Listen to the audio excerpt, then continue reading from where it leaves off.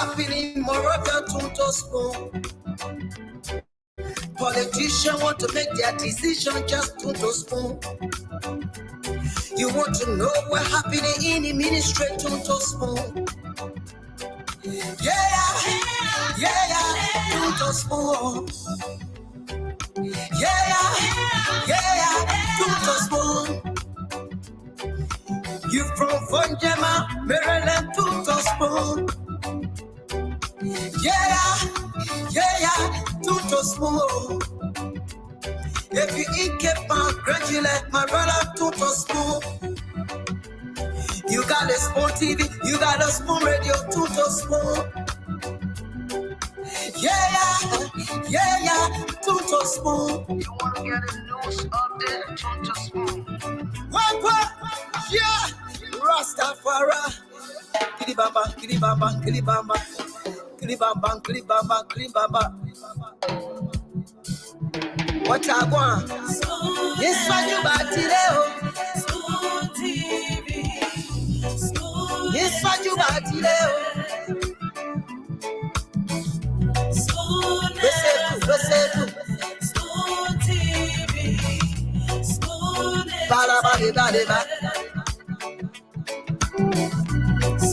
Skidibidi dabado. Spoon TV. Spoon Entertainment. Kua. Bese kua kudileo. Kua kudileo. Todo spoon. Yes, what you information. Todo spoon. Yes, what you and your boy, Friday the Southern Band. Charges on the beat. To the spoon to get your information. To the spoon to be part of our discussion. Spoon television. Spoon radio station. Spoon gonna tell you what is happening in Liberia. Spoon gonna tell you what is happening in Monrovia. Spoon gonna tell you what is happening in Africa.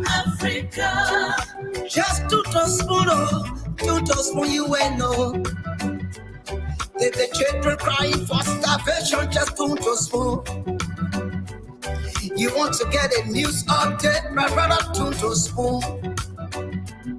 You want to know what is happening, Moravia, to spoon. Politicians want to make their decision, just to spoon. You want to know what happening in the ministry, to spoon. Yeah, to spoon. Yeah, to spoon. You from Fonjama, Maryland, to spoon. Yeah, to spoon. If you eat kepa, congratulate my brother, to spoon. You got a spoon TV, you got a spoon radio, to spoon. Yeah, to spoon. You want to get a news update, to spoon. What? Yeah, Rastafari. Okay, another great day. And it's a wonderful way to welcome you from across Liberia and the world over to another fascinating edition of the program, Spoon Talk, right here. It's brought to you live on Fabric 101.1 FM, Super 95.5 FM, Spoon 107.5 FM, Super TV Channel 10. The program is live on Facebook at Spoon TV Live. It's live on YouTube and also on our online radio at www.spoonradio.com. So my name is Nelson Colette. I'd like to say welcome to all of you from across Liberia and the world over. This is where you get the best your radio has to offer. This is where get just what you need as you put recharge, put your data and all of that. This is what you get to be served the very best. And I'd like to say welcome to all of you across Liberia. You're joining from across the world, the USA, Canada, Australia, just wherever you joined from. This is Spoon Talk.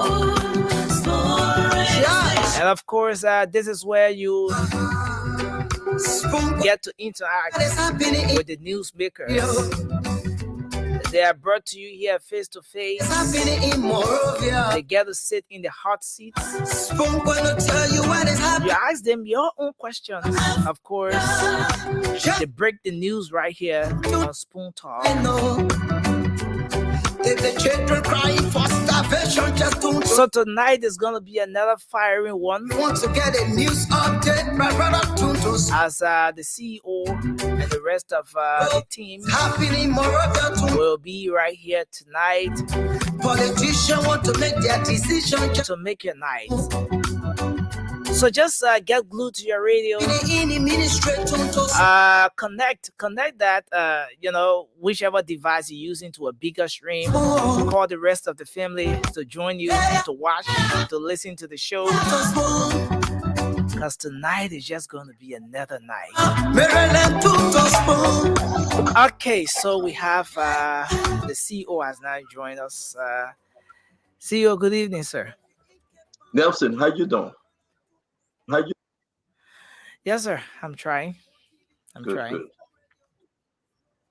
Thank God that you're trying, Nelson. Okay. Are we good?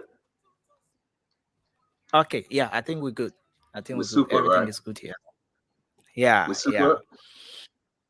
Yeah, we're super. It's good to see you. Where is Aaron? Where's Aaron Kuban? Aaron, he's still in the building. He just got you reading the news. So he's still around. What was on the news today? Call Aaron. What was on the news today? Okay, so I'm gonna get Aaron, but there were lots of things on the news. Yeah, like what? Yeah. No rest in the country. Oh yeah, the rest issue continues. But today, one of the things that was on the news has to do with the commissioning of the Chief Justice the now. Chief Justice. Yeah, but that was nothing new. Man. Yeah. She's a good lady. She's going to serve Liberia, right? It's not the bread and butter issue for the Liberian people, Nelson. Tell me what is in the news. Tell me what the people want to hear. Chief Justice come, Chief Justice leave. We're moving. But have you eaten today? How much did you pay for a lapa bido? The rest situation in the country is a situation that we got to talk about. Definitely. Lapa bido prices increasing now. So how much for lapa bido? Before we used to see 250 lapa bido. We used to sometimes we used to get 150 lapa bido, but right now if you went to the lapa bido, the people say the rest price now increase. So lapa bido said that people saying cassava and plenty and edibles. To get the rest is high, right? Yeah, sure. See, I remember it was the day before yesterday. I went out in the Oro area. I visited all of the shops, the stores, and couldn't get a 25 kg rice. So that's the situation. Even up to now, people are still faced with that. At some point, it appears that hope is coming, but maybe it's still a little distance from here. So hope is little distant away. Is that what you're saying? Hope little distant away. Hope.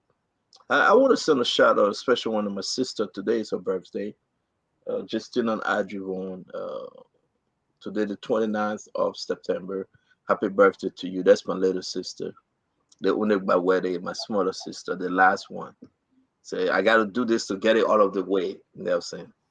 Because she's going to call the big brother and start making flour, So just not Adjuvon, happy birthday to you.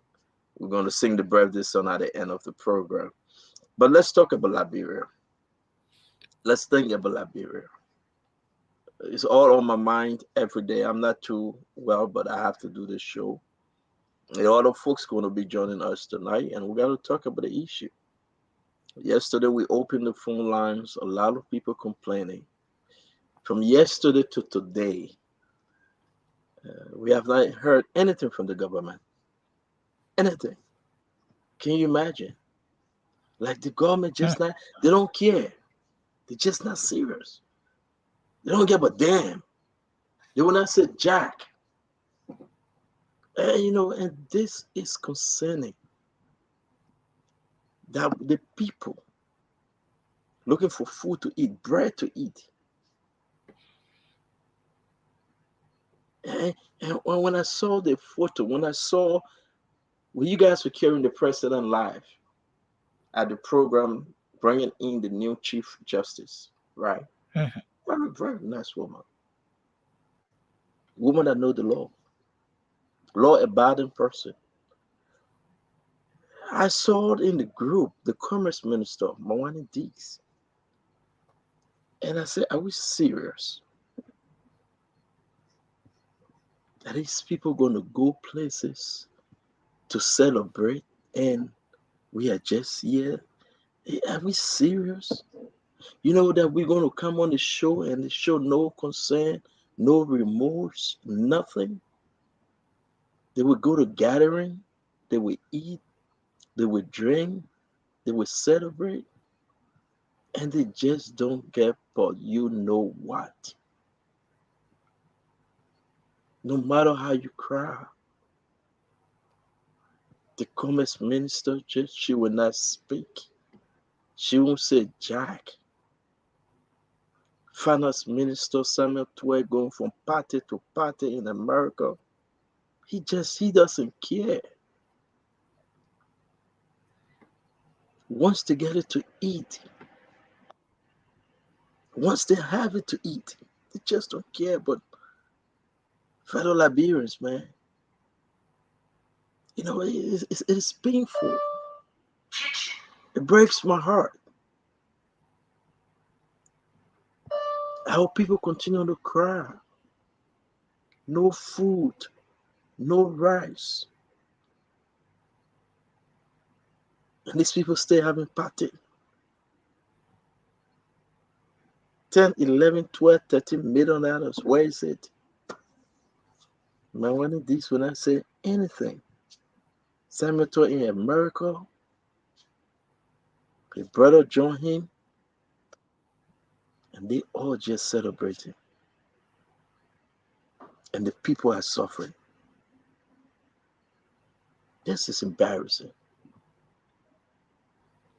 So today on the show, we will open the phone line again.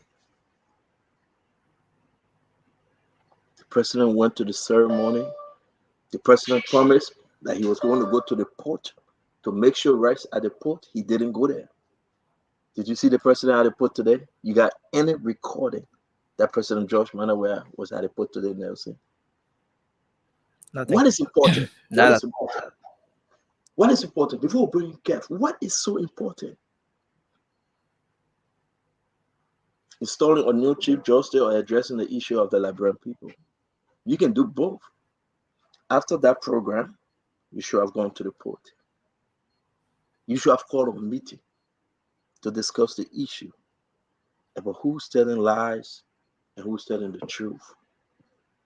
What is more important, my fellow Liberians? See what you want to say. What is more important? If we open the phone line right now, so the government can tell us exactly where the money went. Millions of dollars to give to rice importers. Millions of dollars. And the people are playing game with you, Nelson, with our people. But yet and still, they are asking you to go vote for them again. For another 6 years, they will continue to play game. And I guarantee you, October 1st is around the corner. That's the president's birthday. He will celebrate his birthday. and the Liberian people will be on the street looking for rice. You will kill the cow, and the Liberian people will be on the street looking for rice. They will drink the Hennessy XO, and the Liberian people will be on the street looking for rice. They will enjoy all night, and the Liberian people will be on the street looking for rice.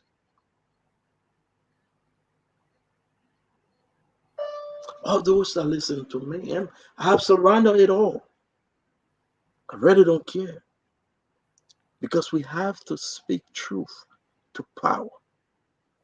For Liberia to be better, we have to tell the truth.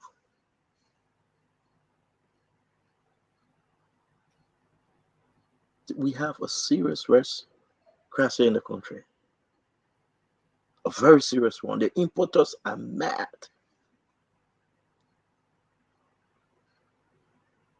Mawani Dix is responsible.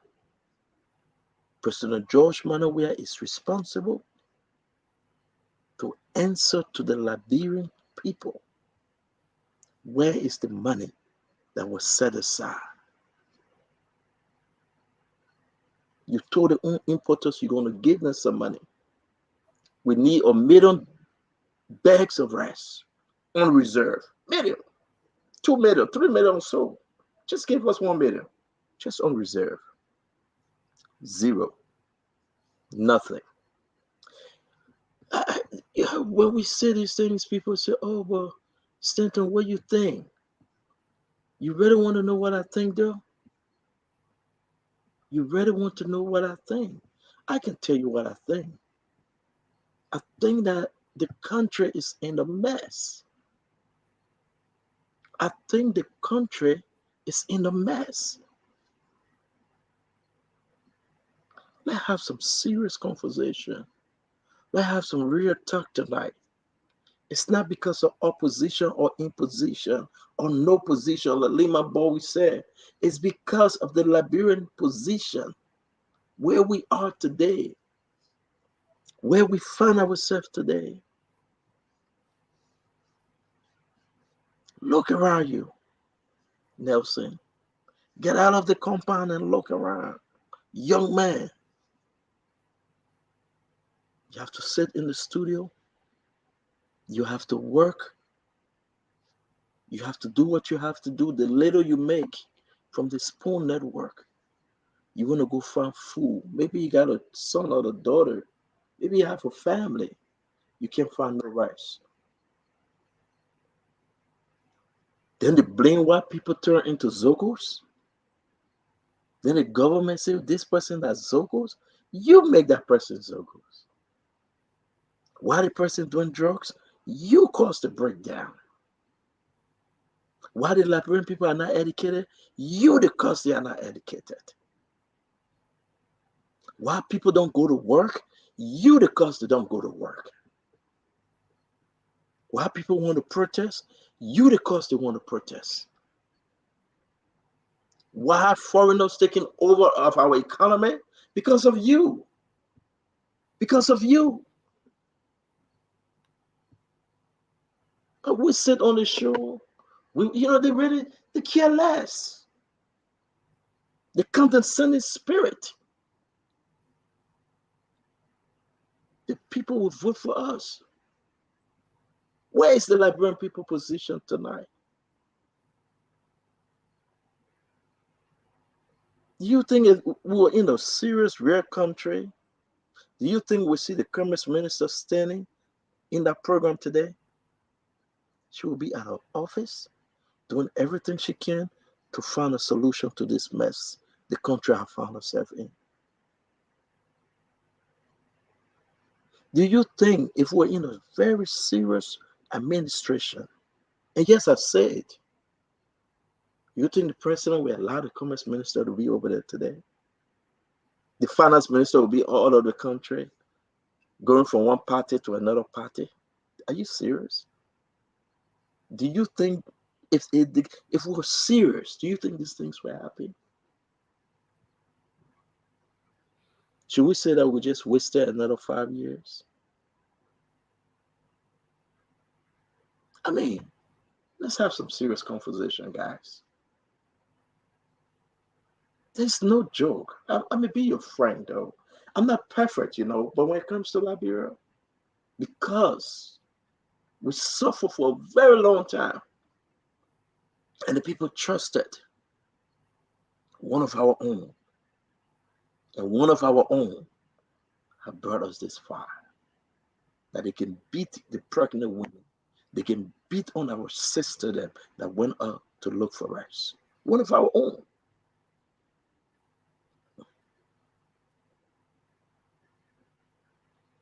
I mean, we're gonna give our intro. Everybody come. The person that arrived in the country, the first thing they came by and said, "Oh, it's a president dismissed that. We got rest in the country." First thing when they met him, when he got all of the people, "Oh, we got rest in the country." They were asking about rest. Tell them that we got rest in the country. And the president went ahead and said, "We got rest in the country." Guys, we're not stupid yet no more. We are not. So they say, hang on, while we bring in our other panelists, they will be joining us tonight, that we can discuss this issue. We'll open the phone lines again. We ask the Liberian people. We ask them, are you happy? And my question today is that, what is happening now? If election is today, will you still vote for Joe? Yeah, that would be my question to them. I mean, you know what? I would ask the people, what is happening now in this country? That the president will take all the ministers, deputy ministers, all the directors, deputy directors, every one of them, while the people are outside crying that there is no rest in the country, to a program.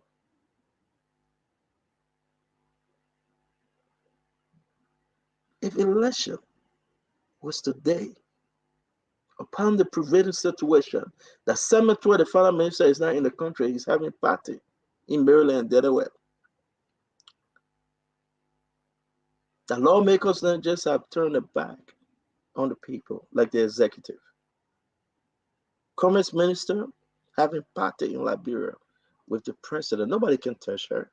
Nobody can touch Mawane Deeks. No, hell no. Nobody would touch her. You crazy?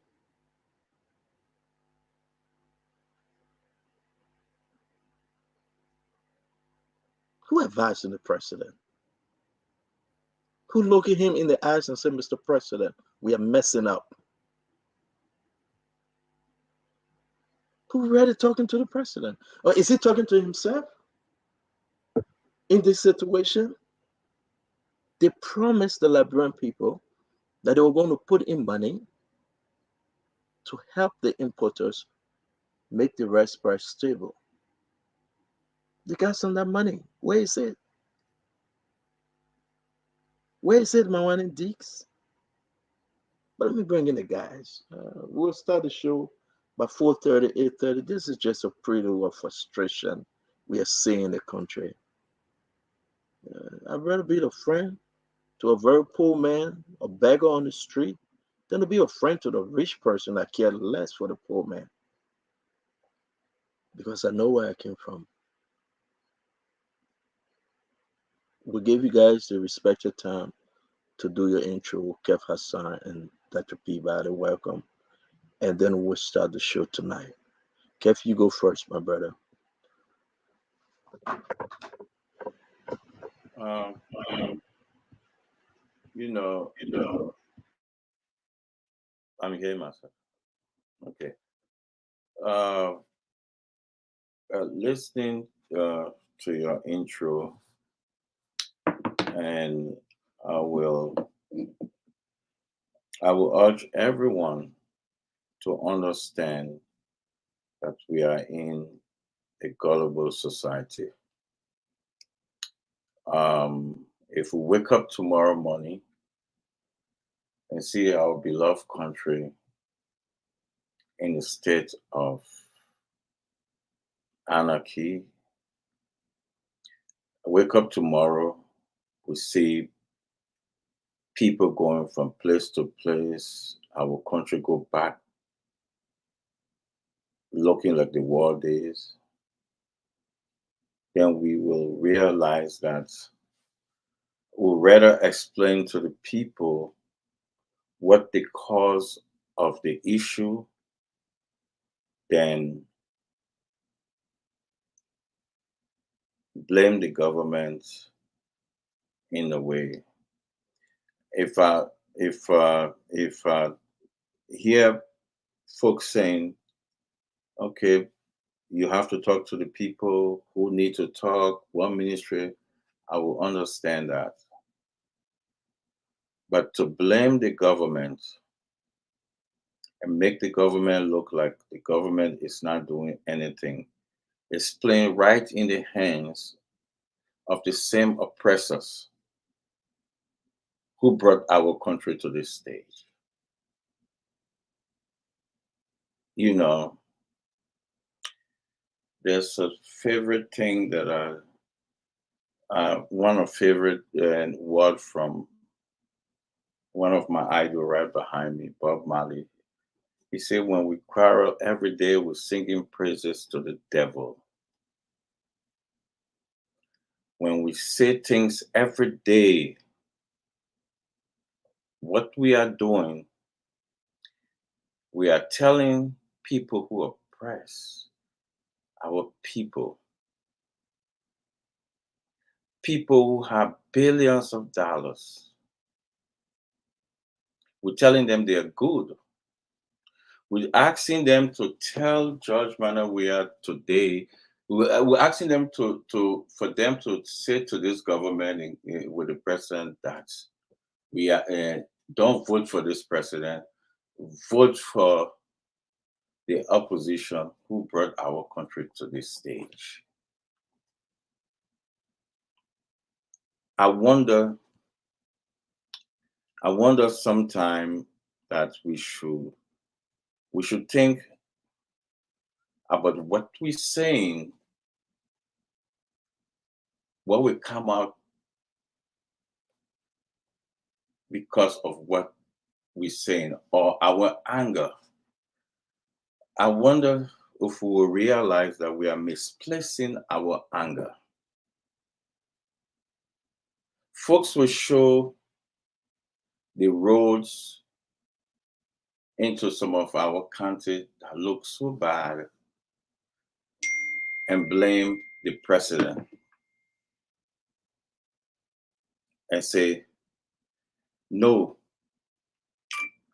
that's this president's fault. But let's vote for governments or opposition that were there before. 5 years ago, when we say our country were in a mess in 5 years, we should ask ourselves, were Liberia better with all the funds? In time of security, on our show, we had two former police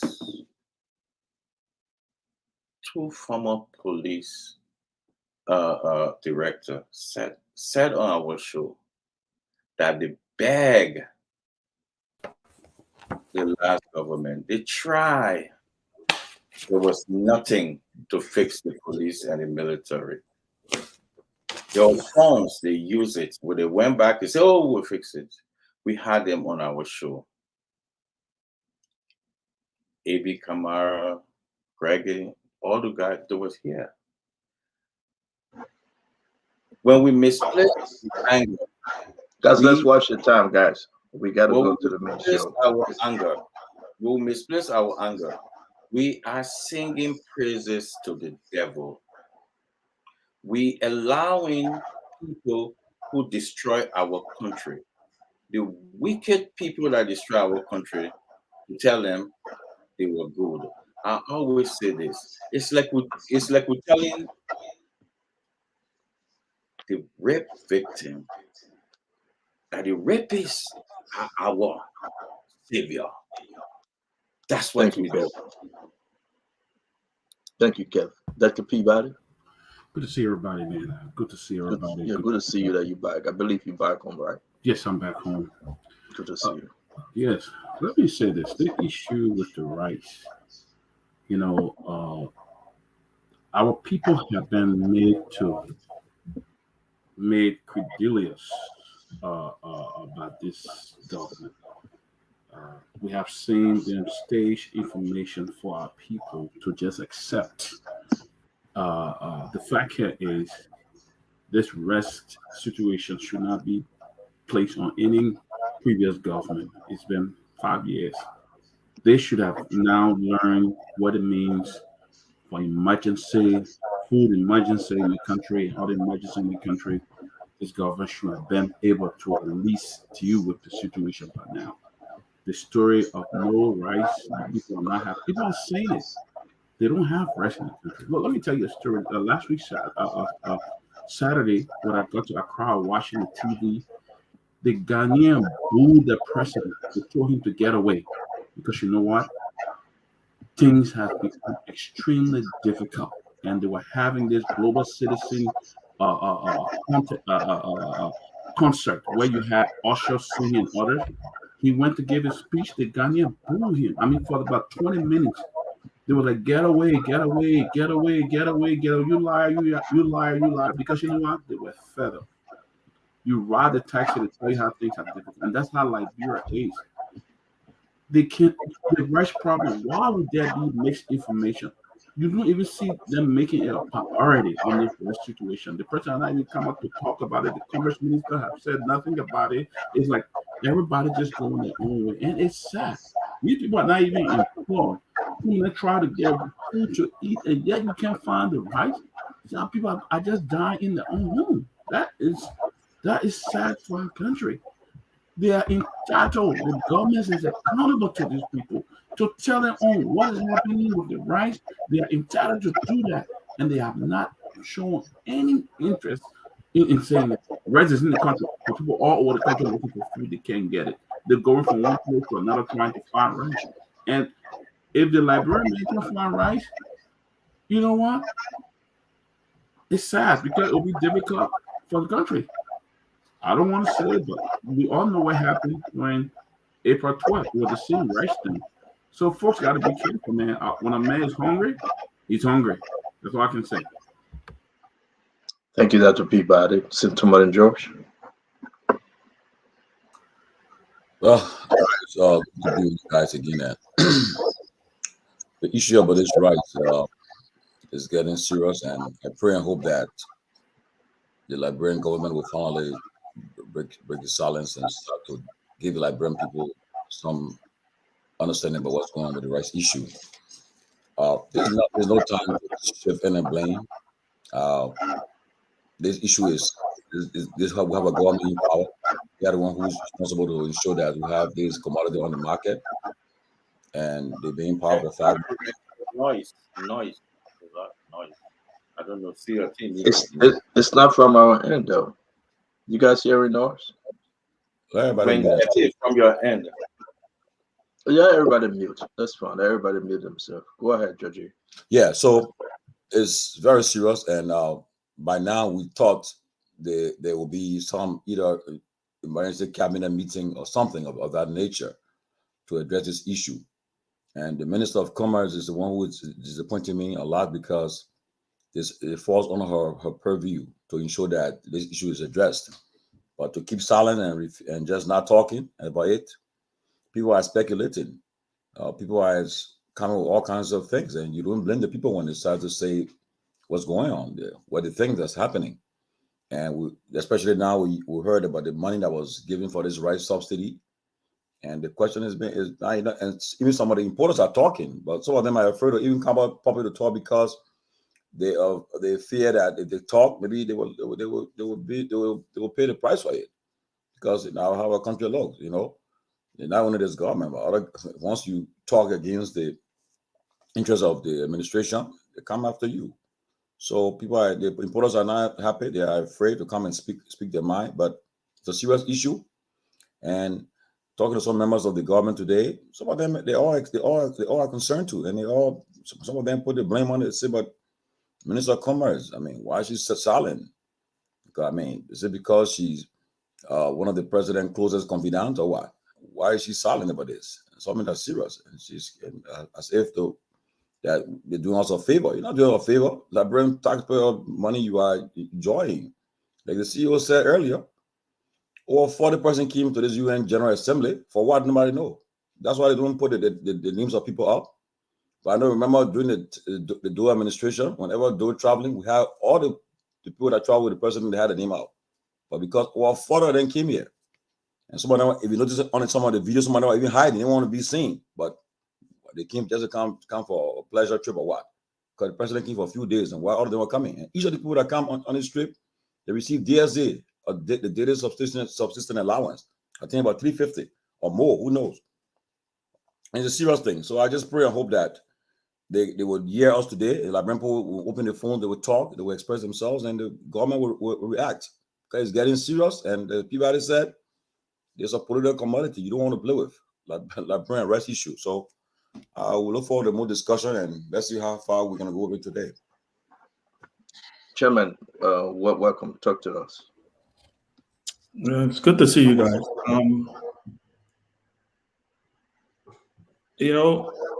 Oh my God, I'm hearing bad feedback. Okay, good. The issue of rice in our country, it's a very touchy issue. And as students of history, we are reminded of what this issue has done, justifiably or unjustifiably, false information or right information, whatever way you want to put it. Having said that, I think it is the responsibility of the government of the day to seek the welfare of its people. And if its people are in a dire situation, from the videos we have seen, from the calls that we have gotten, from the conversations that people are having, it is incumbent upon the government to do what the government needs to do to remedy and to correct this situation. I heard you earlier, Stanton, talk about the program today. Look, the government, you can walk and chew gum. I always say that. And I think that's what you were alluding to. What I also expected to see today, maybe not live videos, but maybe because part of it is also optics. Part of it is also laying the fear of the people down. When you think about, I always like to use this analogy that sometimes when there is a hike in fuel prices on the world market, they call an OPEC meeting. And when OPEC meets, the price kind of stabilizes because the market responds to actions or perceived actions. So what I also expected to see today, now I don't know, I have no information whatsoever whether the president has had any meetings with importers and retailers or whatever the chain of command is. I don't know if he has done that. If he's done that, that's good. But I want to urge the Liberian government. I heard the Maritime Commissioner on another station today talking also about the issue that, oh yes, there have been some intervention and stuff like that. But I think there has to be a concerted effort in informing the people, and not only informing the people, but in the people seeing that something is actually happening. That people cannot go stand on the line and wait for rice and they get beaten up. That people don't have to call on radio stations and talk about how they are rationing their food and how their kids and all of the stories that we have heard over the last couple of days. These are real stories. I don't want to believe these are things that people are making up. The truth of the matter here is there is a vacuum of leadership on this issue. And the president has to make a determination on what is important and how he intentionally addressed these things. I would state again, I'm going to be, I'm very careful in how I speak about this because I know how sensitive this issue is to the country. But having said that, it does not negate the fact that we cannot call a spade a spade. This issue of the commerce minister being at the program today, well, she could have been at the program, but guess what? She should also be addressing the country. There should be, if not, hourly updates on what is being done. Oh, we've done this. Guess what? There's a crisis, but we're dealing with it. Nobody say that crisis will not happen. Crisis will happen, but when crisis happen, leaders step up and they assure their people. And so I'm hoping, because I don't want to believe that this government is suicidal. Listen, I just don't want to believe that. I don't think any government is suicidal. I want to believe that at some point in time, we will start to see the needle moving. And if rice is coming in the country, then let them announce that rice is coming in the country. If rice is in the country and is not being put out there, let the people know why it's not being put out there. And lastly, before I end, I want us to also, as we have a conversation on this platform, Stanton, is to start to talk about how do we not get back into this situation? Because I think we've had this rice, a couple of months ago, we had another rice crisis. The president had to go to the port and stuff like that. Let us also figure out a way how we can talk to our people to figure out how we don't get back to this situation. And if we do, that it's not to this level of proportion where people start running on lines and start trying to see how they can ration food. But I think there has to be some leadership and there has to be some accountability here. And I hope that the president, who is the head of the country, I'm not going to, ministers, when I talk to him, I'm talking to his entire team. If he's acting, let the people know that you're acting, Mr. President. If you're not acting, then we want to know why you're not acting, because you were elected to act. Thank you very much, guys. We appreciate as we wait for the rest of the folks. We're going to be having a wonderful show tonight. Most Liberians in Liberia today, they don't know who their commerce minister is. Most Liberians. That the people that will shock you. I was speaking to someone. They said, yeah, there was the commerce minister, and the gentleman was referring to her as him. And I said, no, that's a lady. Seriously. This is Mawani Dix. Am I correct? Or am I mistaken? Guys, this is the commerce minister. There's more work here in America. Real history. Real autobiography. Real about her. She worked here in America. She worked here. She worked where they have money. Somewhere in Detroit that she control and manage. We never got her in a bad record from where she worked. She's in Liberia. The situation of this race issue is scary, guys.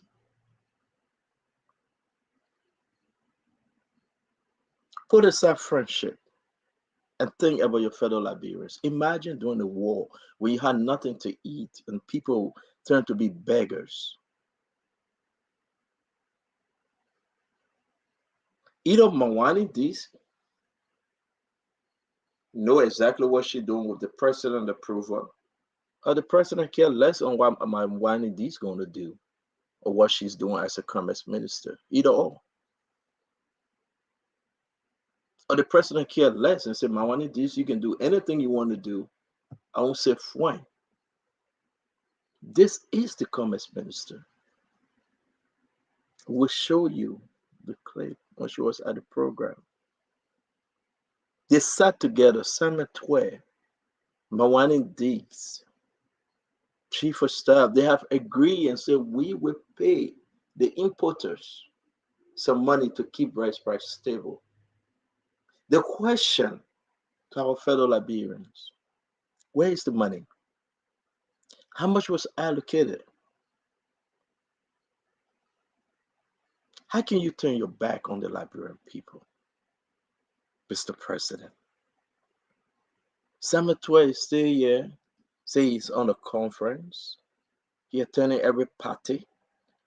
Finance minister, where the Liberian people go through hell. Samara Wodokori, some of the importers met some of the committee in the House of Representatives. No result, nothing came out of it. Everybody just playing games. Everybody just playing with the mindset of the Liberian people. Why are we here? Why? Why are we here? Why would a mother or sister like Mawani Deeks turn her back on the Liberian people? Why? Someone that understands the system over here. The money that was given to her, what have she done with the money? Was it actually given to her? Won't be asked. Before we open the question, I like to say this. The ship that at the port right now, the last time we had the show, when Kev Hassan sent the information that yes, we got ship at the port with rest in the 30,000 metric ton, and we corrected Kev Hassan and says 5,000. As of today, guys, only 2,000 metric ton left. Only 2,000 metric ton left as of today. The ship name is there. Everybody know the ship name. And these guys, they call it Mambara. Okay, is flying a Panama flag. The ship is flying a Panama flag. As of today, only 2,000 metric ton left. What is 2,000 metric ton? And the government is saying we're not expecting another batch of rice at the 15th, the second or third week in October. If we open the phone line right now, you will hear from your own Liberians. But today, and I will say again, Dr. Peabody, they went to the ceremony, the new Chief Justice, get what? They went back to Jamaica Resort to go have party. Well, that's one they play the office run from these days. The parties, and that's it. You know, the They people. went back to Jamaica Resort to go Yeah. have party. But we yell. We want to soften it. We cannot no more. Let's do the round table, guys. Then you ask a good question. People say ship coming. They're begging a ship to leave from another country to come. The ship cannot come. Will we ever get out of this mess? Where is the money? What do you know about the money, Kev Hassan? Let's go to you first. And then we'll ask the next question. After we do this roundtable, we'll open the phone line.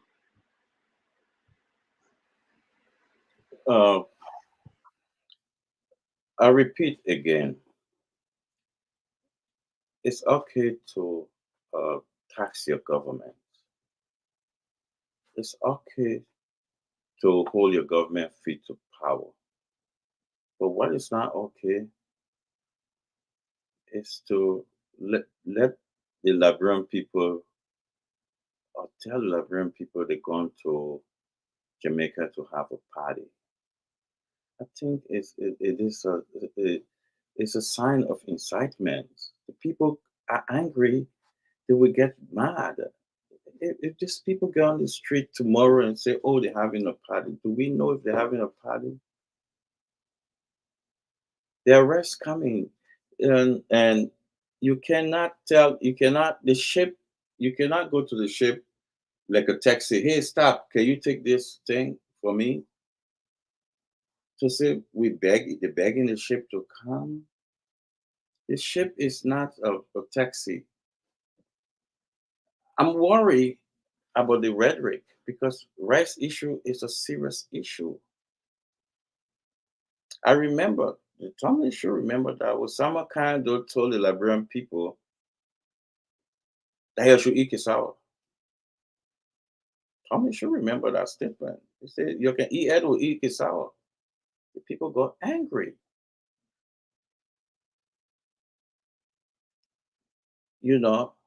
people go angry. So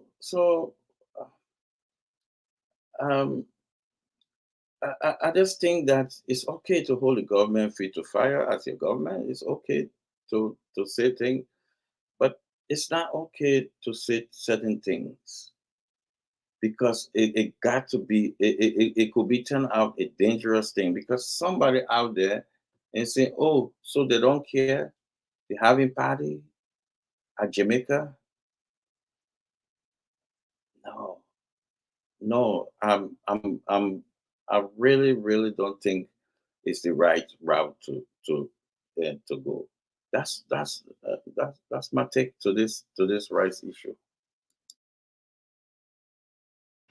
Dr. Peabody, what is more dangerous is for our people to go to bed hungry and they have nothing to eat. What is more dangerous is to see the president and all his ministers, directors celebrating and having party, kumbaya, when the people are begging for bread.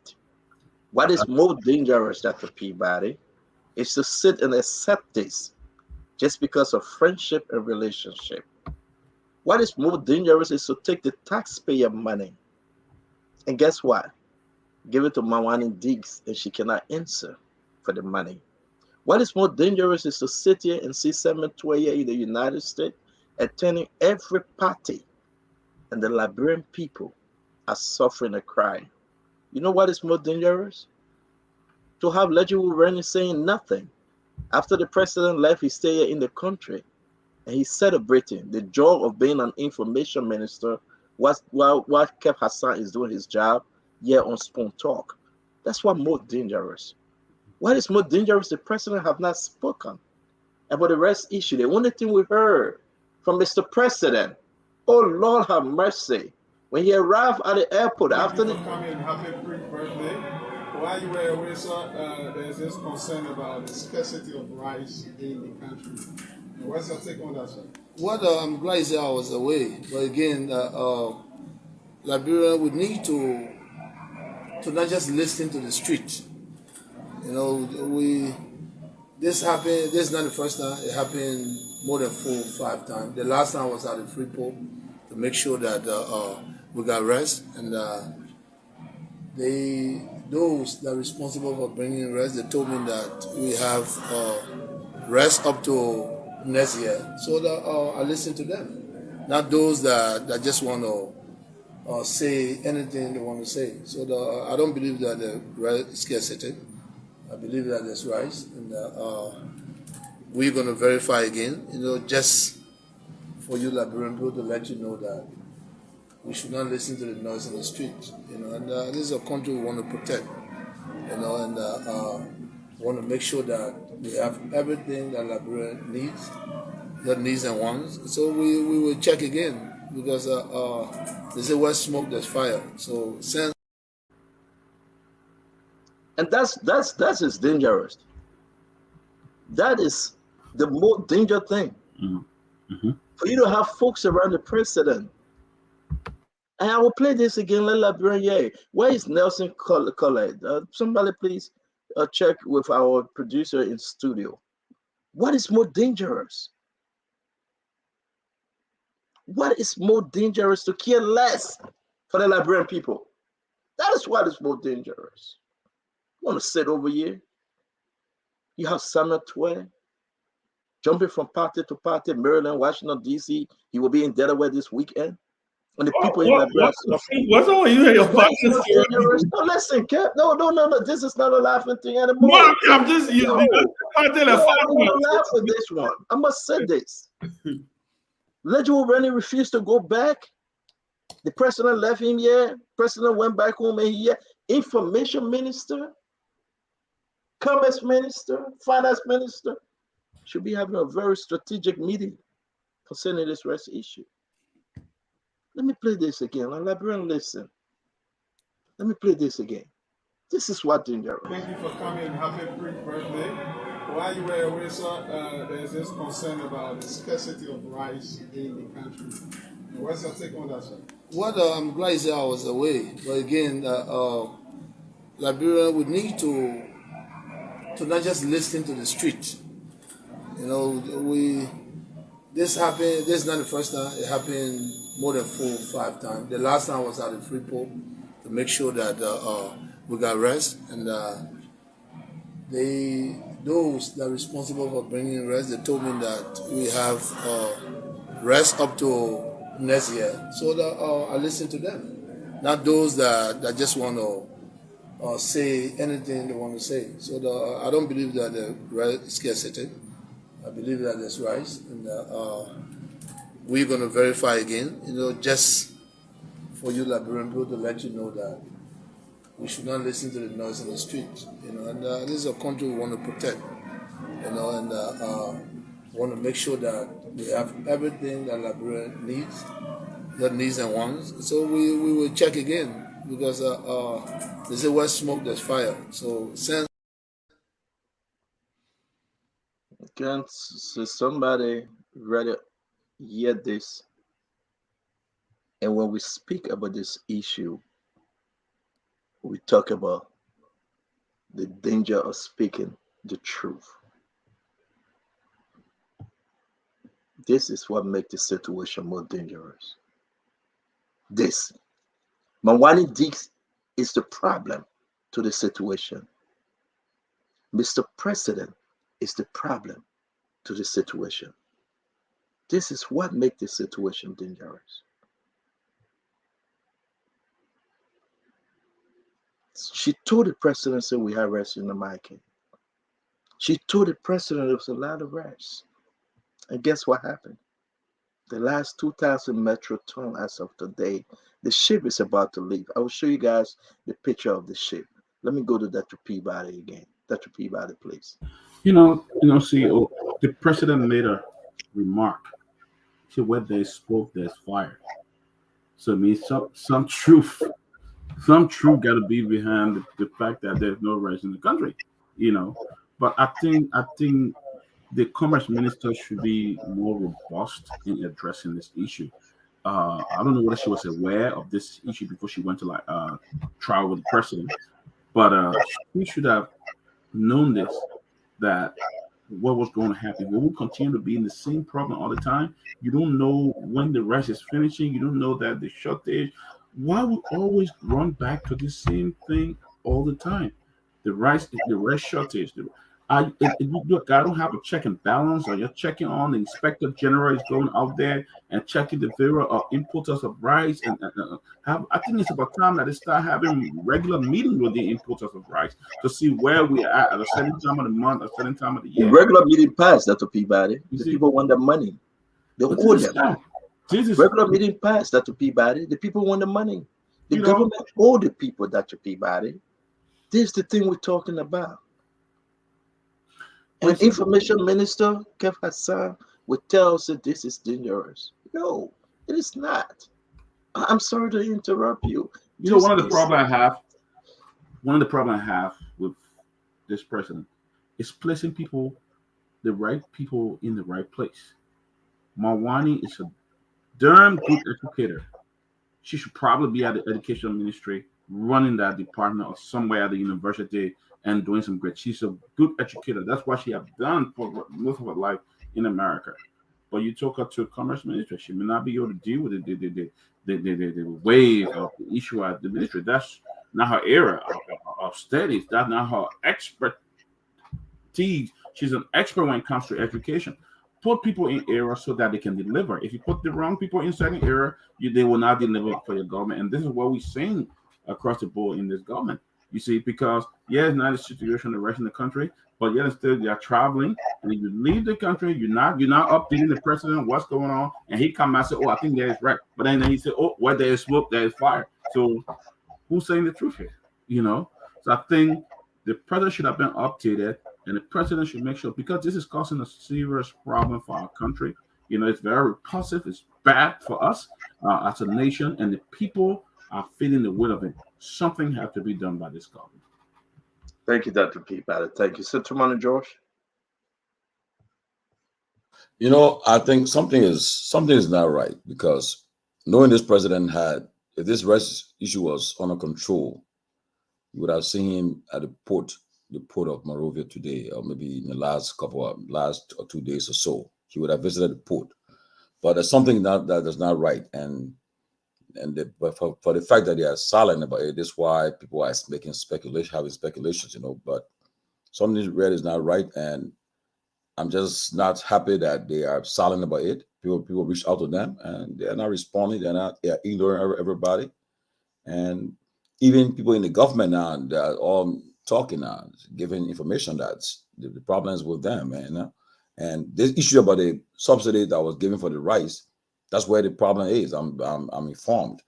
Uh, they gave $14 million or whatever the case, and to subsidize the importation of rice. And like I said yesterday, someone told me from the former administration that there's an agreement that always there'll be about 1 million bags of rice in the country reserve at all times. Rice will always be available before the next consignment or shipment comes into the country. And then to see it, we don't know the status of it and so forth, and the silence of these officials. And few of them will go on these local radio stations and just be giving snippets and so forth, just to play defense. It's just not fair to the Liberian people, and take it or leave it.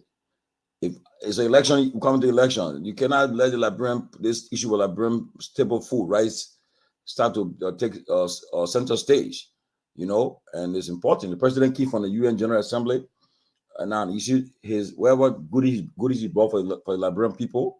He would have used this last couple of days to tell the Liberian people what he did in New York, who he talked to, and what's inside for Liberia. But now the whole issue of rice now have taken center stage. So the news is about rice, it's not about what he did at the United Nations. Because I'm sure at these meetings, when it comes to the UN General Assembly, they hold these meetings on the sidelines and with investors and other business people. Whether the president, whether he did it or other officials of the government did it, we don't know. But for the ministers that are left behind, I believe that they are doing what we call, they are just following up on the issues, other meetings that the president will be and other people couldn't stay behind for. But you just cannot even say good to money because you really don't know what they're doing. But I mean, so you cut yourself as to what they're doing. You really don't know. That's what you should be doing, right? When you come to these meetings and the delegation leave, some people stay behind to finish up, to do the finishing touches. That's what I expect you should be doing right now. Maybe they'll announce later on. But the fact of the matter is that the Minister of Commerce, the President of Liberia, they are silent on the rest issue is a serious problem, and I hope they can break their silence and tell the Liberian people what's the situation of the rights. That's my frustration right now. Thank you very much, gentleman, Josh. You know, I usually don't do this, but I will say this before we go to Chairman Mariah. Welcome to the show, Mariah. It's good to have you. You're welcome. Let me go to Chairman. Chairman, I want to show you this, and then you can proceed. This is the shape at the port right now as we speak. Right now as we speak, Marquee. On that ship brought to the free port of Monrovia, Chairman, 30,000 metric tons. It all gone. When we raised the issue with only 5,000 metric ton left. As of today, under 2,000 metric ton. As of today, like we speak right now, 9:06 p.m. in Liberia, 2,000 metric ton left. But tomorrow or Saturday, they will just take them out. That's where we are. So there is no. Let me lay this up for you because you are absent, and I just want to that's what bring you up to speed. When folks said we expecting a ship to come on the 15th of October, nothing is on paper. Zero, nothing whatsoever, because we did all of our inquiries today. Nothing. When they came up with that bold-faced lie, they are begging and they are working.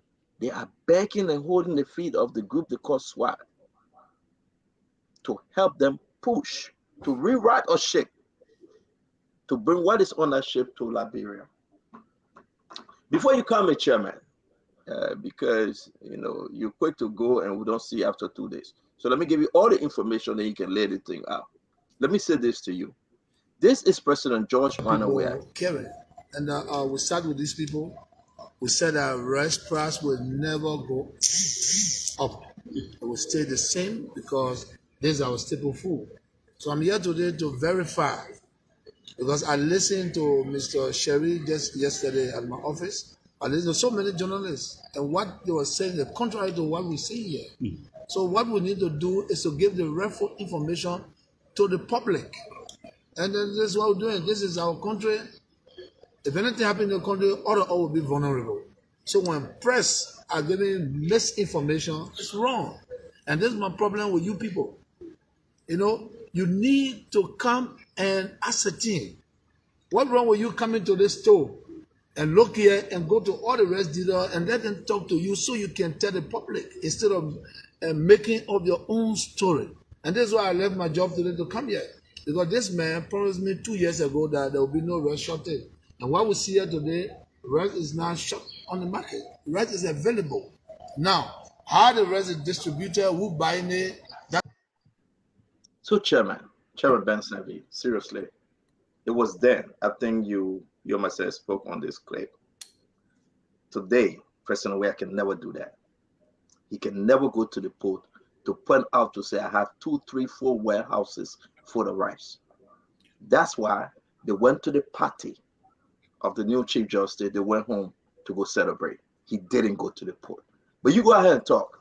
So that's because the last time I watched, I think I believe when Costa was on the show, I couldn't make it.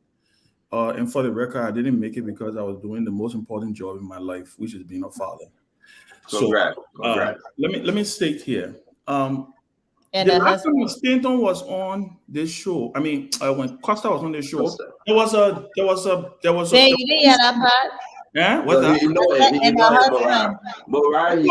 it. One of the most important father and husband. Two most important jobs. May you sleep on the couch tonight? That is true. The two most important jobs is the father and husband.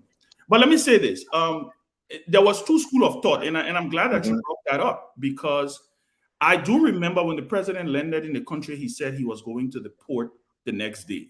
I heard him say that, and it's surprising, as you have stated, that he has not gone to the port, because I thought it was a moment for him to kind of showcase, to say, hey, there is something that we do have rice in the country, but there is something outside of this that's happening. Because I was under the assumption that, I was under the school of thought that it had to do with this subsidy issue.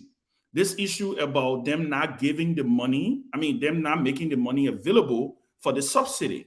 That rice was in the country, but the people were not releasing the rice because the subsidy money has not been paid.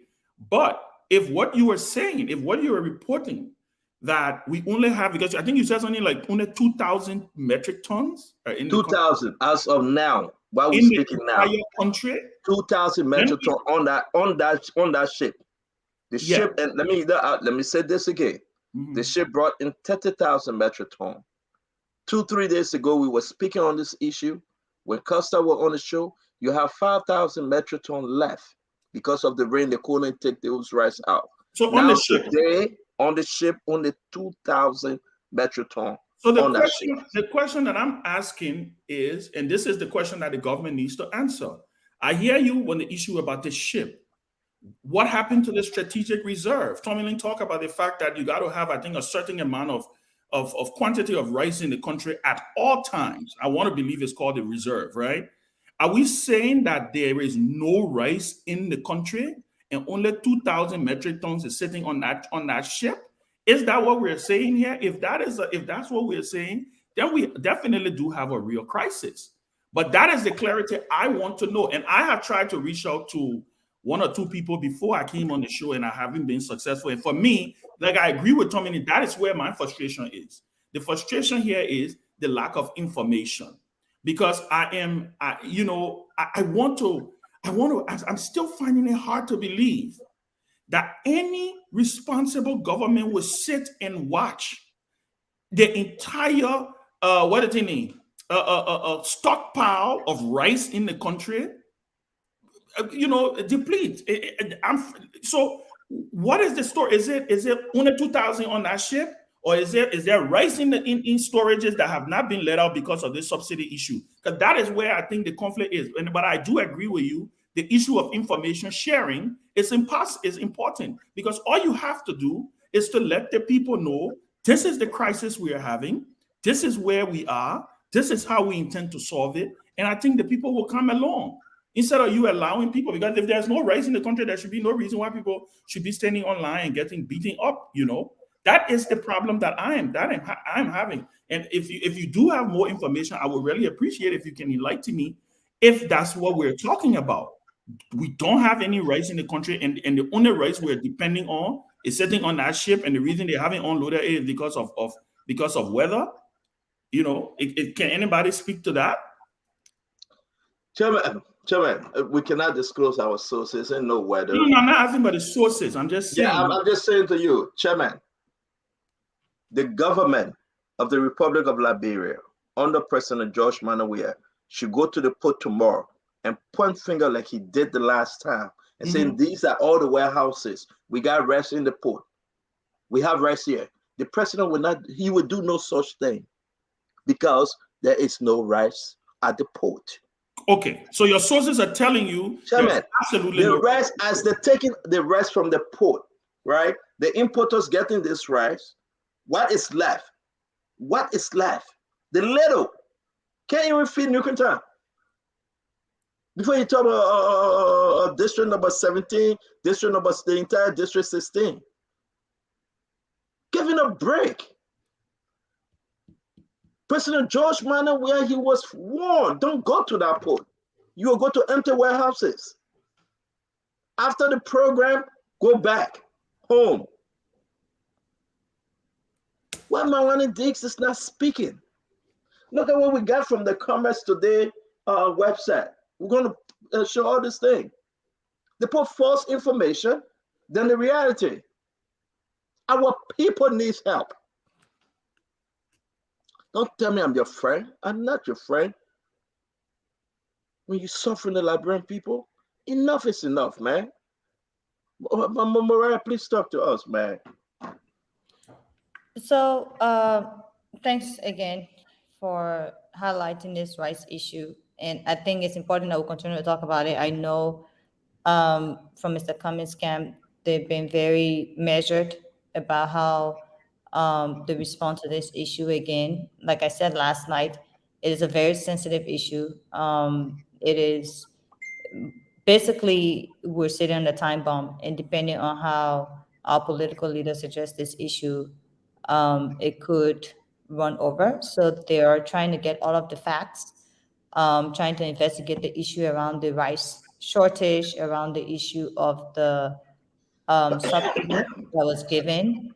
And it is important that they do that before they speak to this issue. But I think, it's, again, one of those things that just highlights the incompetence of this government. You can't say it in any other way. The job is too big for the president.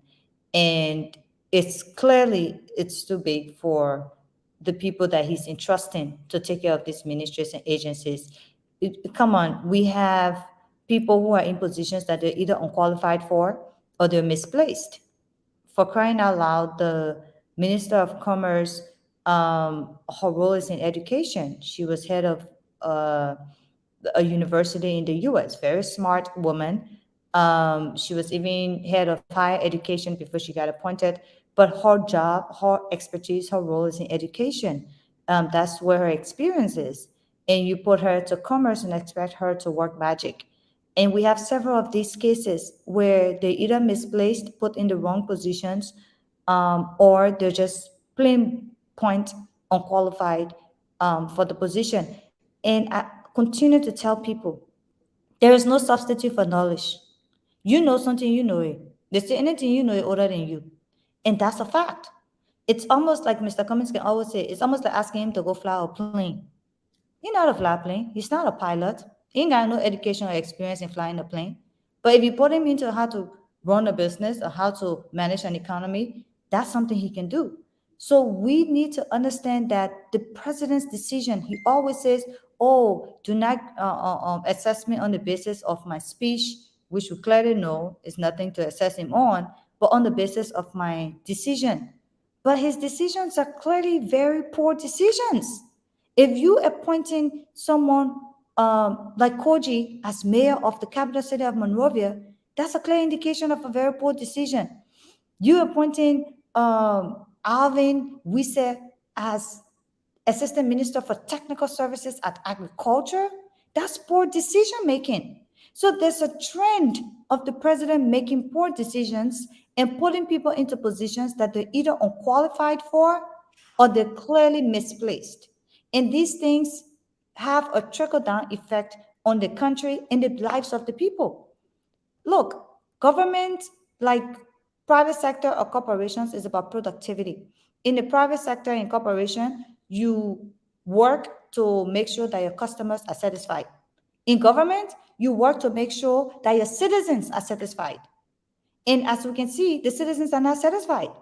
The president and his officials are not doing the jobs. And the president is not taking actions against those officials who are not doing the jobs.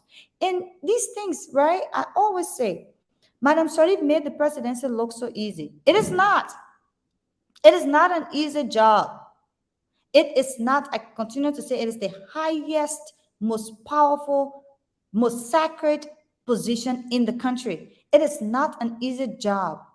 And because for some reason, Madam Sharif made this job look easy, people think, oh, it's easy. Anybody can just get into it and just do stuff. No, the things that happen that we see as citizens, as people, we see rice on the market, we see cement on the market, we see oil on the market, we see produce on the market. That's not magic.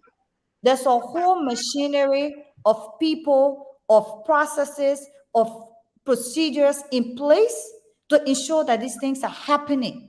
And so people who really know how these things happen, they think that it just happens on its own. It doesn't. So, for example, a Ministry of Commerce in the past, they had what they call the monthly critical commodities bulletin. That monthly critical commodities bulletin was put in place to track all of the critical commodities like rice, like cement, like oil, like petroleum, to ensure that one, we had enough quantity in the country.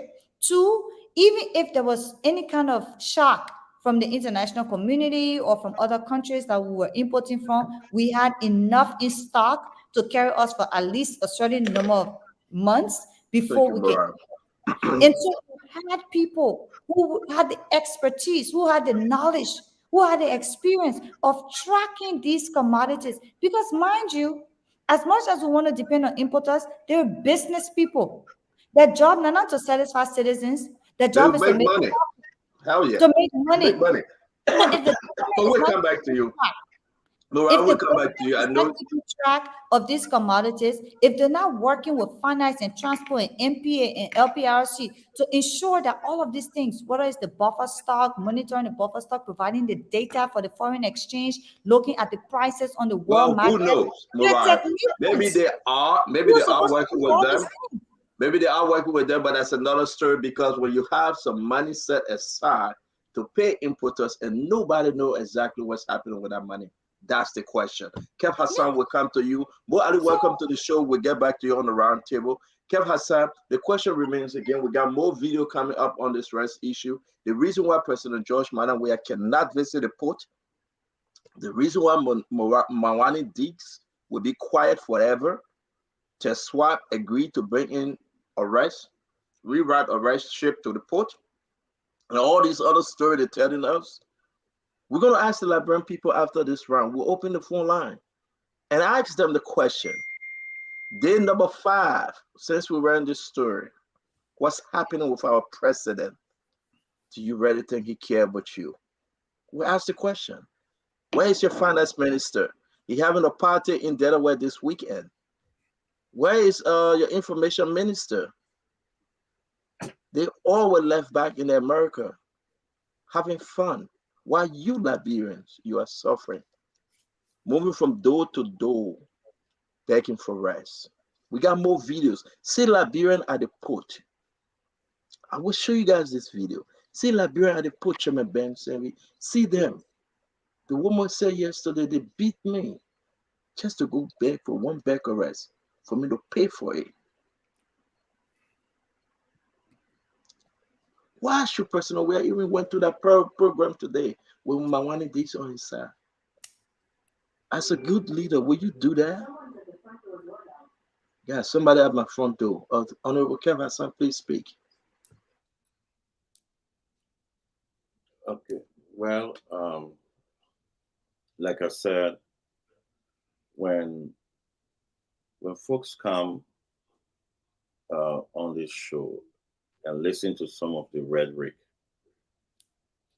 uh, come to promote their political party at the interest of people because there's a global crisis. It's a shame. I keep saying this. I keep saying this. Um, when we come on this show and not explain to the Liberian people the root cause of situation and play politics with the lives of the Liberian people, I call it is an act of wickedness. It's evil. We know. How will you talk? We talk about a reserve. I agree. Yeah, we should have a reserve. So we should just tell the entire world. Uh, I will always give the reference to the country that I'm living in. When I when I when I go to the store, to Giant, Safeway, Shoppers, and I can't find some stuff, and I listen to CNN, not government, but just ordinary Americans explaining from the news desk and telling the American people, hey, it's a global issue. That's why we're having this problem. The American people say, yes, we understand. That's the problem with Black Africa. Black Africa will always want to use politics to destroy their own nation. If we wake up tomorrow morning and hear the people on the streets rioting because the misinformation is saying the president having party, it's a misinformation. There's no fact to that. If we wake up tomorrow morning and see the people on the streets and somebody die, will we go to bed and say it's true? Why there's no party at the president house of Jamaica? It is okay to hold your government feet to fire, but it is not okay for us to say things that will incite our people. The incitement of our people with a gullible society is very, very dangerous. Very dangerous. We cannot be saying who can speak the truth. But when I go to the store and I want to buy water, and they're telling me, oh no, you can't buy this, you can't buy more than this, you can't buy more than this.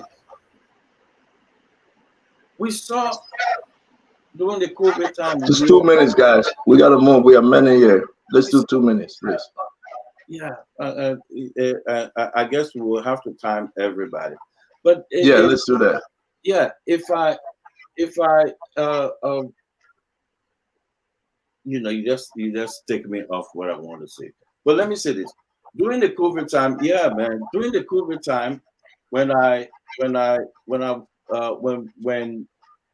everybody experienced that, when you go to the store, we don't see things. We were on the line. Even up to now, we still not recover in this country. Inflation is high. We still having issue in this country. But you know what the news media, we have the government, you know what the news media doing? They're educating us. Ordinary news anchors, ordinary news guys, they educate us about what's happening in the country. So I know if I don't see this, I will understand what happened in this country. Nobody's saying Joe Biden having a party. Because when you say that, the American people will go on the street. The same as when you say that the Liberian people go on the street. If the Liberian people go on the street and somebody die with this misinformation that the president is having a party today, what will we do? I think we should just speak to the issue and talk about the issue. It's your right as a Liberian to speak to the issue, but it's not your right to give misleading information. Thank you very much, Kev. Ken, thank you very much. Let's go to Dr. Peabody. Let's do a quick round two. We'll bring in more Ali pretty soon after this set. Dr. Peabody, my problem here is that the government have an information minister. The government got people to speak for them to debunk some of these stories. They are lying. The government should allow the information minister to speak. Mawani Diggs should address this very issue we're discussing, but I can guarantee you she won't. She will not take questions, or she would take pre-recorded. But you see, the thing is, the president will not address the nation on the rest issue. The president didn't address the nation on the few issue. So just talk to us. Obviously, the president didn't address the nation on anything, and that's the fact, But I think they normally have the press briefing. This would have been a perfect opportunity to have the press briefing, and at least for 30 minutes to an hour every day. Hey, this is the situation of rice. We negotiated with this group, or we have rice at the port. We'll be releasing some rice tomorrow. Rice will be coming up. But they are not doing that. And it's sad that people go online looking for food for the children and sometimes get beaten up. They jump in the fight with other people and they're going back home with food for the family. I think it's been a disservice to the Liberian people. The Commerce Ministry, the Information Ministry, they should have information out there to let people know what is happening. But you wake up in the day, you're looking and nothing, no news. There's nothing telling you, oh, go to this place, they have rice, they have this. You're hearing nothing. And the poor Liberian people are sitting there and don't know the government they are looking up to, who should be providing the information, or should be serving them. They are not doing it. And this is a disservice to the Liberian people. And I hope they have rights. I hope somewhere there we will hear the next 2 days or tomorrow say, oh, they have plenty of rights at the port or this. But this is becoming alarming, because if I don't have food to eat, brother, a sister, tell me what will become of me. I will start dying. You know what I'm saying? We'll start to die. People will start to die. Think what happens. So that is bad. Let them come up and tell the Liberian people the fact. The problem here is they do not know how to communicate with the people. So for that reason, we have misinformation. We have people coming up until some of the own employees get upset and leak information out there. Then they get mad. But they need to step out and do something and let the people know what the heck is going on. The Liberian people need to know. Senator George. Yeah, my understanding is that the largest importer of rice, Supply West African Trade, or SWAT. Okay, I think they're in discussion with them. They have some rice, I think, in Abidjan, but they are asking that they must put a $2 increment on the price of rice before they can take rice from the supply place in Abidjan and bring it. So it's in 10 days. It's owned by this guy called George Nyami or what. And that's why the discussion I'm hearing. And then the MV Soul that is on the way to South Africa to fulfill. It won't be here until perhaps the end of October or maybe mid-November. That's Fuani ship. So, but I mean, if we hear these things from bits and pieces from people within the government, I don't think that it should be. They should come and speak to the Liberian people about it. Tell us what's going on, because if you keep the people like this, then people are saying that people are will start to think about doing something different. I don't think that's the right way to proceed. And I say again, I want to hear from the president of Liberia and the minister of commerce. They need to speak to the Liberian people. Talk what's happening. What is the state of the rice issue? Now, if the opposition people then jump and start talking, and they will say, "Oh, you're playing politics." But by right, the government wants us to make sure that rice on the market for the people of Liberia. So I just don't know. I just cannot fathom why they are silent and why. I mean, even though they're in discussion, they are negotiating with people, but talk to Liberian people, allay the people fears. Let the people come and say, well, a government at least doing something about the rice business. So the president spoke, nothing else. And president said we shouldn't listen to the people making law, the people talking in the street, talking about rice business, and that. But the president is silent about it too. You know, he said, "What that smoke, that's fire." So yeah, I mean, one thing I love about this country called America, if that was the press will get it, these attend to put a mic to your face, you have to speak on something, you break your silence. But again, most of the time the president go on these trips, on these visits, like to the program, you won't get the press won't have a chance to even interview him like that, and that's the problem. The press will, but it will not be a press of your kind. Yeah, but I mean, like for our program today, if there was other the press would have been able to force it, but they won't let the press come and ask that question, and so forth. All right, thank you guys. Oh, please, because we have many. Let us squeeze this 2 minutes in real quick to give everybody the chance to speak. Chairman Ben Senvi. Listen, I agree with you, Tommy, on the bare fact. The bare minimum is information dissemination. They don't have one. They don't have one. If information was readily available to the population, there would not be all this speculation. People will not be guessing. People will not be assuming. Look, and I think who said this today? I think it was Dr. Peabody who just said that the Ministry of Information have these weekly, I believe they have these weekly press things, right, where the minister goes and the different sectors of the government. Listen, until this crisis ends, that should be daily. The Minister of Commerce, again, like I said, I don't have a problem attending the swearing of the Chief Justice. You can walk and chew gum. That's what governance is about. When you're running a government, you don't stop because a crisis has happened, right? But it is absolutely important that she should have been on that podium today, right? With the permission of the president, by the way. I'm not taking the president out of this because I think there's a tendency that we have to always take the president away from these things, because the bottom line is Mawani Deeds doesn't work. Mawani Deeds doesn't work at my pleasure. The president does. President does work at all of us' pleasure. Mawani Deeds work at the president's pleasure. So what it says to me is that he is possibly happy with the job she's doing. Now, if the issue at hand here is there is a crisis, which we know obviously there is one, they have to be able to go out there. They have to be able to bring the Liberian people along. They have to be able to address the situation and to be able to explain to the people what is happening, how much quantity of rice is in the country, why we're having a hard time with the rice hitting the streets like it was a couple of weeks ago.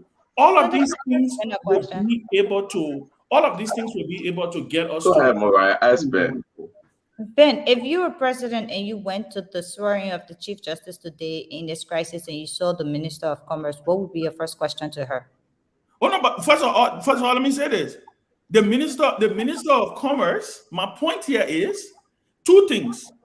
Either we will be finished having a meeting, addressing the country, letting the country know that this is what's happening, this is where we are, this is how we intend to solve the problem, and then you can go ahead and swear in your Chief Justice. I don't have a problem with that. But again, like I say, with the Minister of Commerce sitting there, and up till this day, up to this hour, we do not even have a clue as to what is going on. It says one thing to me. That let him finish, Mariah. Let him finish. I want to get a No, but I was just going to say, Stanton, technically, any serious president, the first question they'll ask is, what are you doing here? What was the role of the Minister of Commerce? Mariah, you will not even go to that swearing program. If you really got a serious president that is not attacked with you, why would you go stand with him? Why would you go sit on his right hand side over his shoulder? Why would you even stand to take picture? Why should we even have this conversation to see that Mawani Deeds will just say, you know what? Maybe President Joe will give her the invitation. Why were you hurting our head? But that's my point. Maybe the president asked her to come. Listen, the day we had the discussion, guys, the day we had the discussion, Mawani Deeds was on her way to the president's house. When the president came, she was on her way to the president's house to have a discussion as to why he came back from the country, and people are saying there's a rice shortage. Who told the president said no rice shortage? It was Mawani Deeds. Who told the president said that rice all in the stove? It was Mawani Deeds. I respect the lady, and I do. But to deceive the president, and he, Mr. President, accepted it. That's why she went to the program, because nothing happening. We have billions of rice on the market. But talk to us, Mariah, and we'll go to Mo Ali. Talk to us. I mean, I'm just asking because any serious president will first ask, what are you doing here? Have you addressed this issue of the rice shortage? Have you informed the Liberian people of what's happening? Have you done your job? Because I don't know what the role will be or was for the Minister of Commerce at the swearing of the Chief Justice. There's no specific role for the Minister of Commerce there. If there was a specific role for the Minister of Commerce, if it was the swearing of, they say, the Liberia Chamber of Commerce or the Liberia Business Association induction, you can understand why the Minister of Commerce will be there. But it was the swearing of the Chief Justice. There's no role for the Minister of Commerce. So in a crisis as such, why is the Minister of Commerce there with the president when she or he or whoever the minister is at any point in time should be addressing the issue of the shortage, should be putting out whether it's press conference or press statement to the public, information to the public to inform them of what the situation is, to allay their fears and their insecurities and their concerns about this rights issue. It is a serious, I don't know, maybe because the minister then got bag of rice in their homes and they will probably never go hungry or go looking for rice. So they don't really care that ordinary citizens don't have food in their homes and they have to go out every day to go look for a cup of rice to buy. And I continue to say, not everybody can afford to buy a half bag or one bag to put it in their house. People got to go to the market every day to buy a cup of rice for their children to eat. So you may have 1, 2, 3, 10, 50 bags of rice in your warehouse or in your storage or in your pantry. But a lot of Liberians don't have the luxury of buying rice and keeping it in their homes. So these people go to the market every day to buy rice. So if they go to the market today, they didn't get rice. They go tomorrow, they didn't get rice. They go the next, they didn't get rice. It's a crisis. It comes down again to the leaders having empathy for the people. You don't have to be in their shoes, but you have to have empathy for them. And the Minister of Commerce has a responsibility to address this rice issue. She does. And as much as the president has the right to take action when his minister is not performing or under her watch, this crisis has happened, any serious president would have dismissed her by now. The point of the matter is, you should be able to communicate to the people. Even the Minister of Information is not speaking to the people. Who you got speaking to the people? The former Minister of Information, who's now the maritime boss. And he was on air today, this morning on OKFM blaming Cummins. I mean, come on, Eugene. You're the longest serving minister in this government. You don't go from being in the police to being administrative assistant to vice president to special assistant to president to information minister to youth and sport minister to transport minister. You literally the modern day AGIP. And all you could do today, instead of allaying the fears of the Liberian people, is to blame Cummins for your incompetence and talking about patriotism. If anybody should be patriotic, it's you who have been in government for almost 18 years. But that's not even the issue. The issue is who in this government has been able to inform the Liberian people of what the situation is and what this government is doing to allay the fears of the people, instead of blaming opposition and blaming Cummins for everything. You storm your toes that Cummins. They bring sanction on you that Cummins. No rest in the market that Cummins. What exactly? When exactly would you people take responsibility for your incompetence and inaction? And Thank you, that's the Mariah. issue. Thank you, Mariah. Let me hear from Mo Ali. Thank you for being patient. Thanks for joining us tonight. You can make your case. You have heard. And after you, we will be opening the phone line. I can announce that the chairperson on commerce in the House of Representatives will be joining us tomorrow, Mr. Mr. Kogar, Mr. Samuel G. Kogar. He will be joining us to discuss this rest issue. I can announce it. Mo Ali, please. Thank you, Stanton. I've been listening to everyone, and on this rice issue, every country has its own staple food, and ours happens to be rice. And so rice is the most important consumable commodity in Liberia. I'm not talking about gasoline that will put in cars and generator, but rice when it comes to feeding us. We see, for example, Sudan is bread. And when bread business got hard there for students on the various campuses of universities, they got into the street.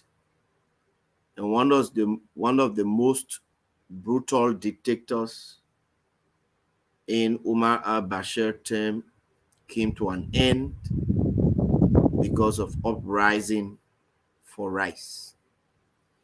And when we come back to our own history, we've seen that you can do anything in Liberia, but don't ever play with the issue of our staple food. And when I hear people say opposition wants to politicize the issue of rice, I laugh. Whenever you claim that we want to politicize the issue of rice, what you are portraying is incompetence. Because tomorrow, if they were to say there is no cassava on the market, nobody will politicize it. Because minus cassava, we will all live. If a government cares about its existence, and the government cares about the livelihood of its people, it will not take lightly the issue of rice. Now, we should be asking several questions. Why is there shortage of our most consumable commodity on the market? Is it because the countries that are producing rice that we import from are no longer producing rice?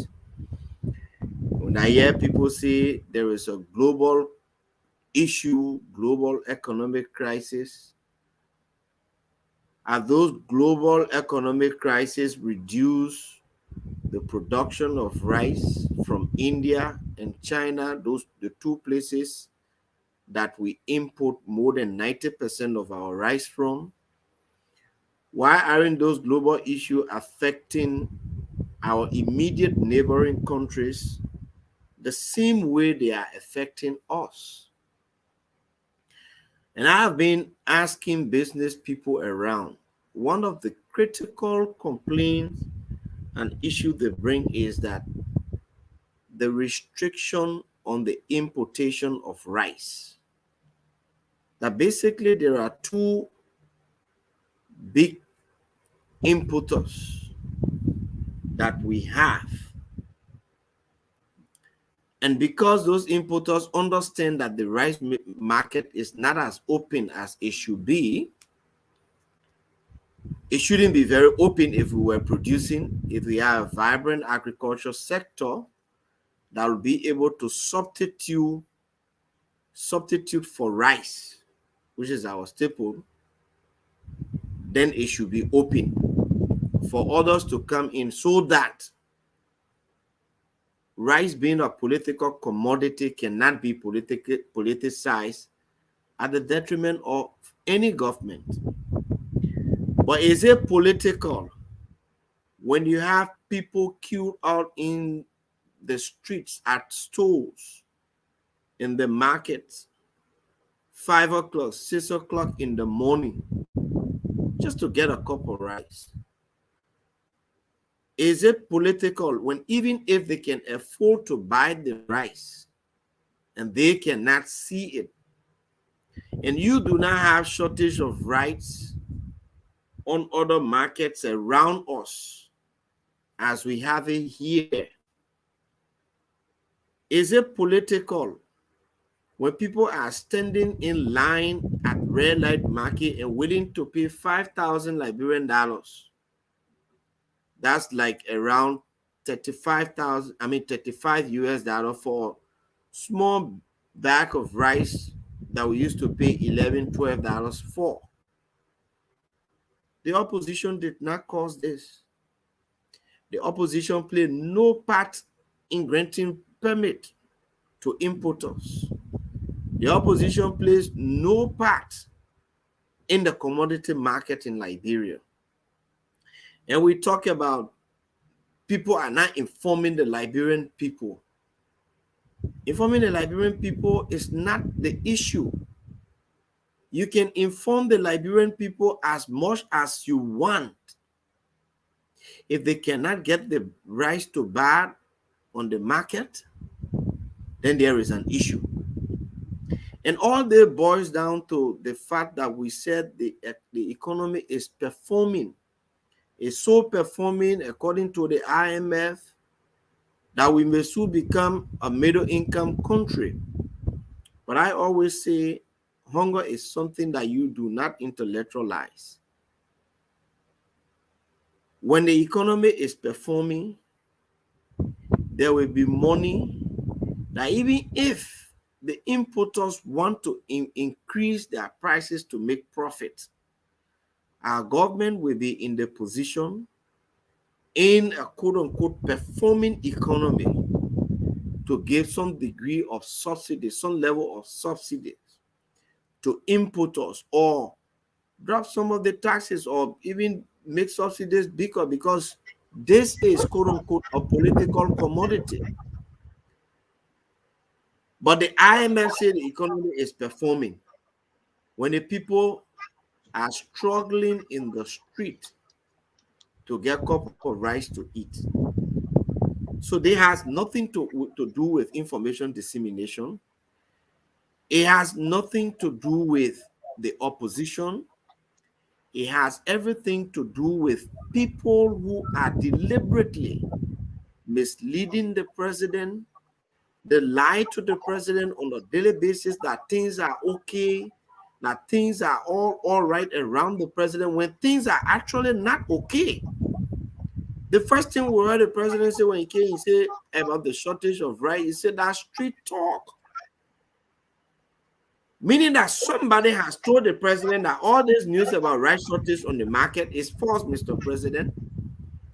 It is the same group of people who have told the president that Liberia is so well developed, Mr. President, that you can even go international and say Morovia is now like Miami.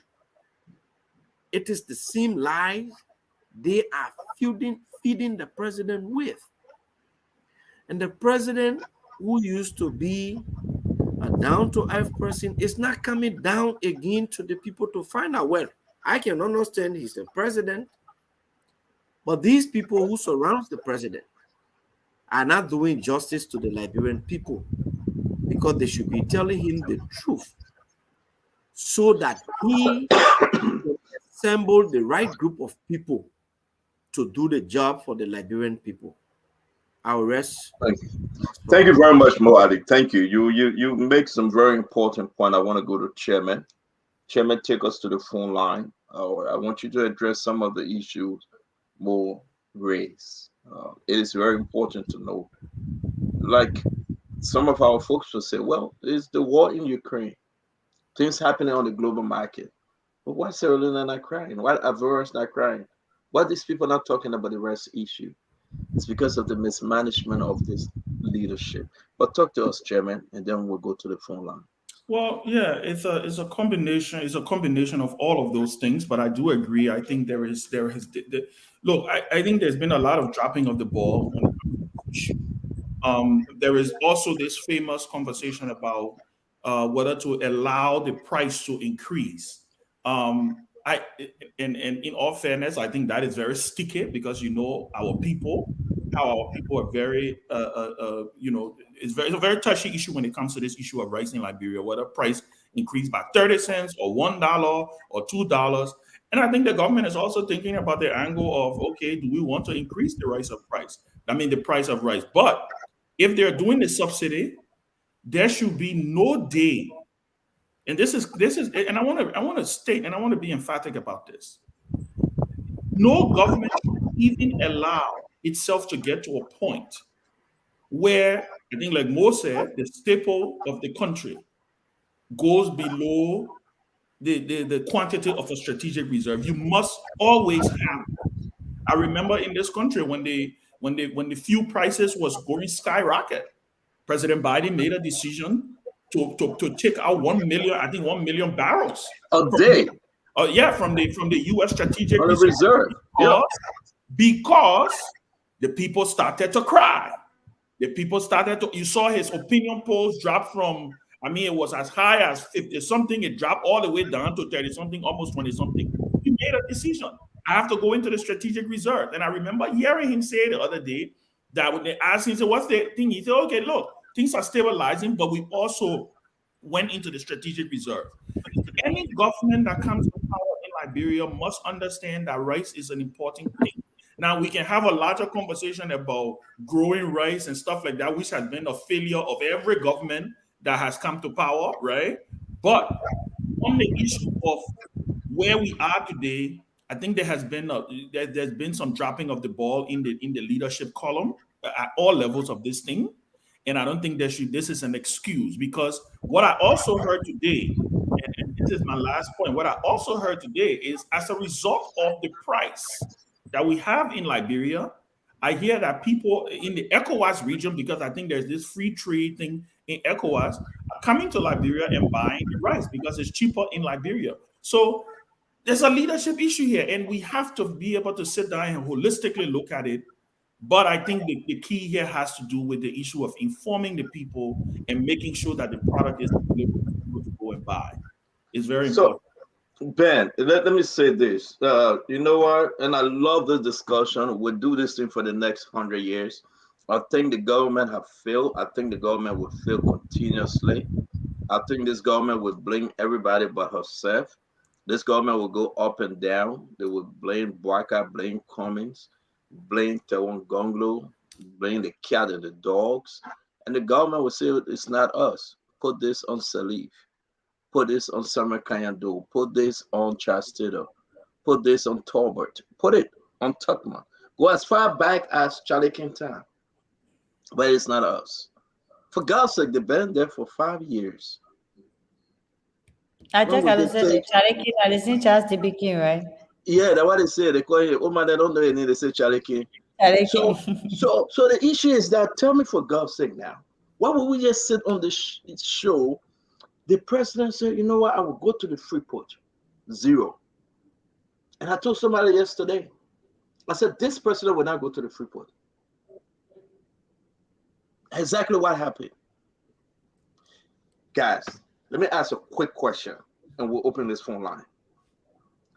Within a good leadership, now, no rest on the market. Who did this president call for Samatua to come home? Why he say in America? The information minister supposed to be home? What the hell Ledger Wolverine doing here? But Stanton, let me hold you right there. Go ahead. You remember doing Ebola? Let me free this thing up doing first. Ebola. Fire quick, then we'll go to the phone line. Go ahead. Yeah, I was just going to say, during Ebola, Madam Sirleaf called for all her ministers to come home.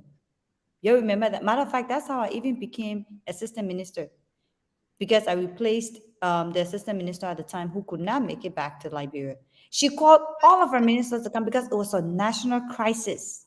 And she said, all of her ministers, regardless of where you are, you need to return to the country. And if you don't return, she will replace you.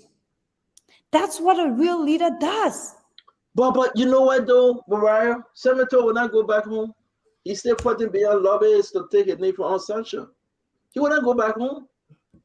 The guys are still running behind from one lobby to another. So, and they stay eating their money. Because the issue remains, how in the good heaven will Senator go back home?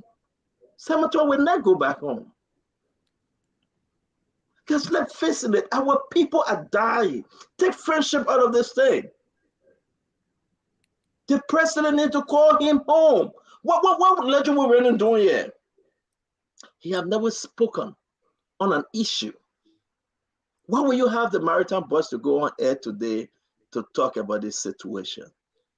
Maritime boss, maybe he's fighting for chief of staff position, so he got to play that role. Our country is bleeding. CPR is, you know, when you look on the cardiac machine now, this it about to go to what? How do you call that? Somebody called, let me ask him, Hassan. that thing like a go ping. When you hear that thing, you know the person dying. Chairman, I know I will come to you, Chairman. I know you want to say something. Hold on 1 minute. Let me just learn this thing straight. Because somebody say, but what's the matter doing in America? The man hustling with lobbies. You want to make sure that no sanction come up. So he doesn't care about the rest situation in the country. He doesn't. Chairman, talk, man. Talk, Chairman. Go ahead. So I'm laughing because of let me say this, and look, we're in the again. There is a breakdown of leadership here. There's no excuse for it. Total breakdown.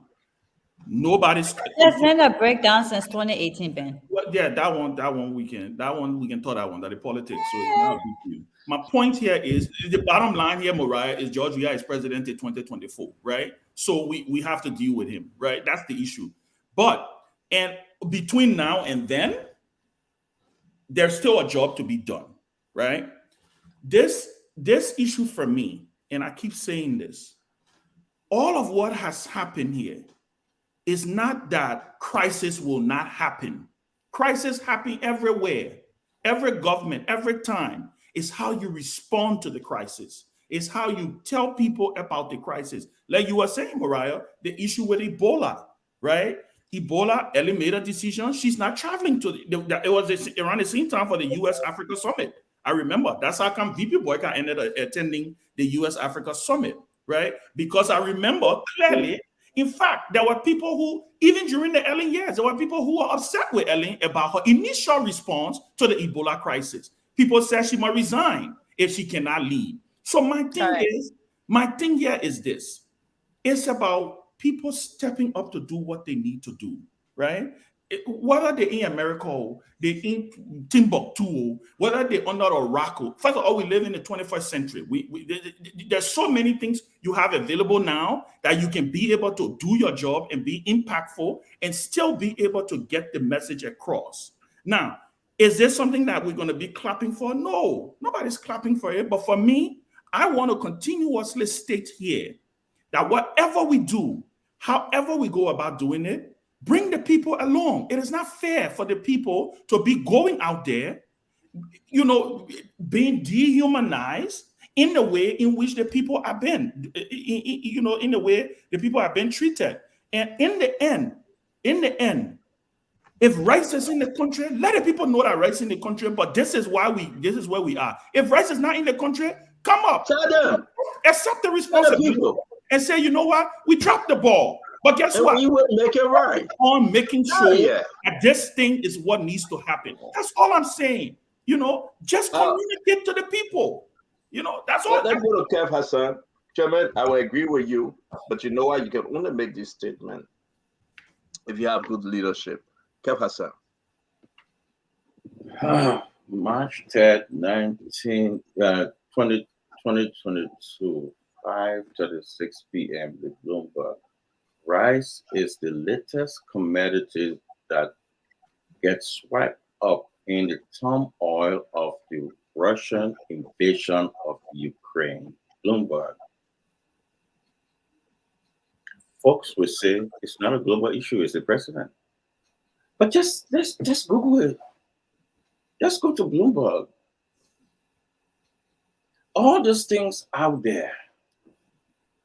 But when we leave those resources to have the information and tell our people, which is our right, if you're a Liberian and don't go there and let the people know, and then we put it, I repeat, it's okay to hold your government feet to fire. It is okay. But what is not okay is to mislead our people. It's there, Bloomberg. Because of the invasion of Russia, rice is an issue.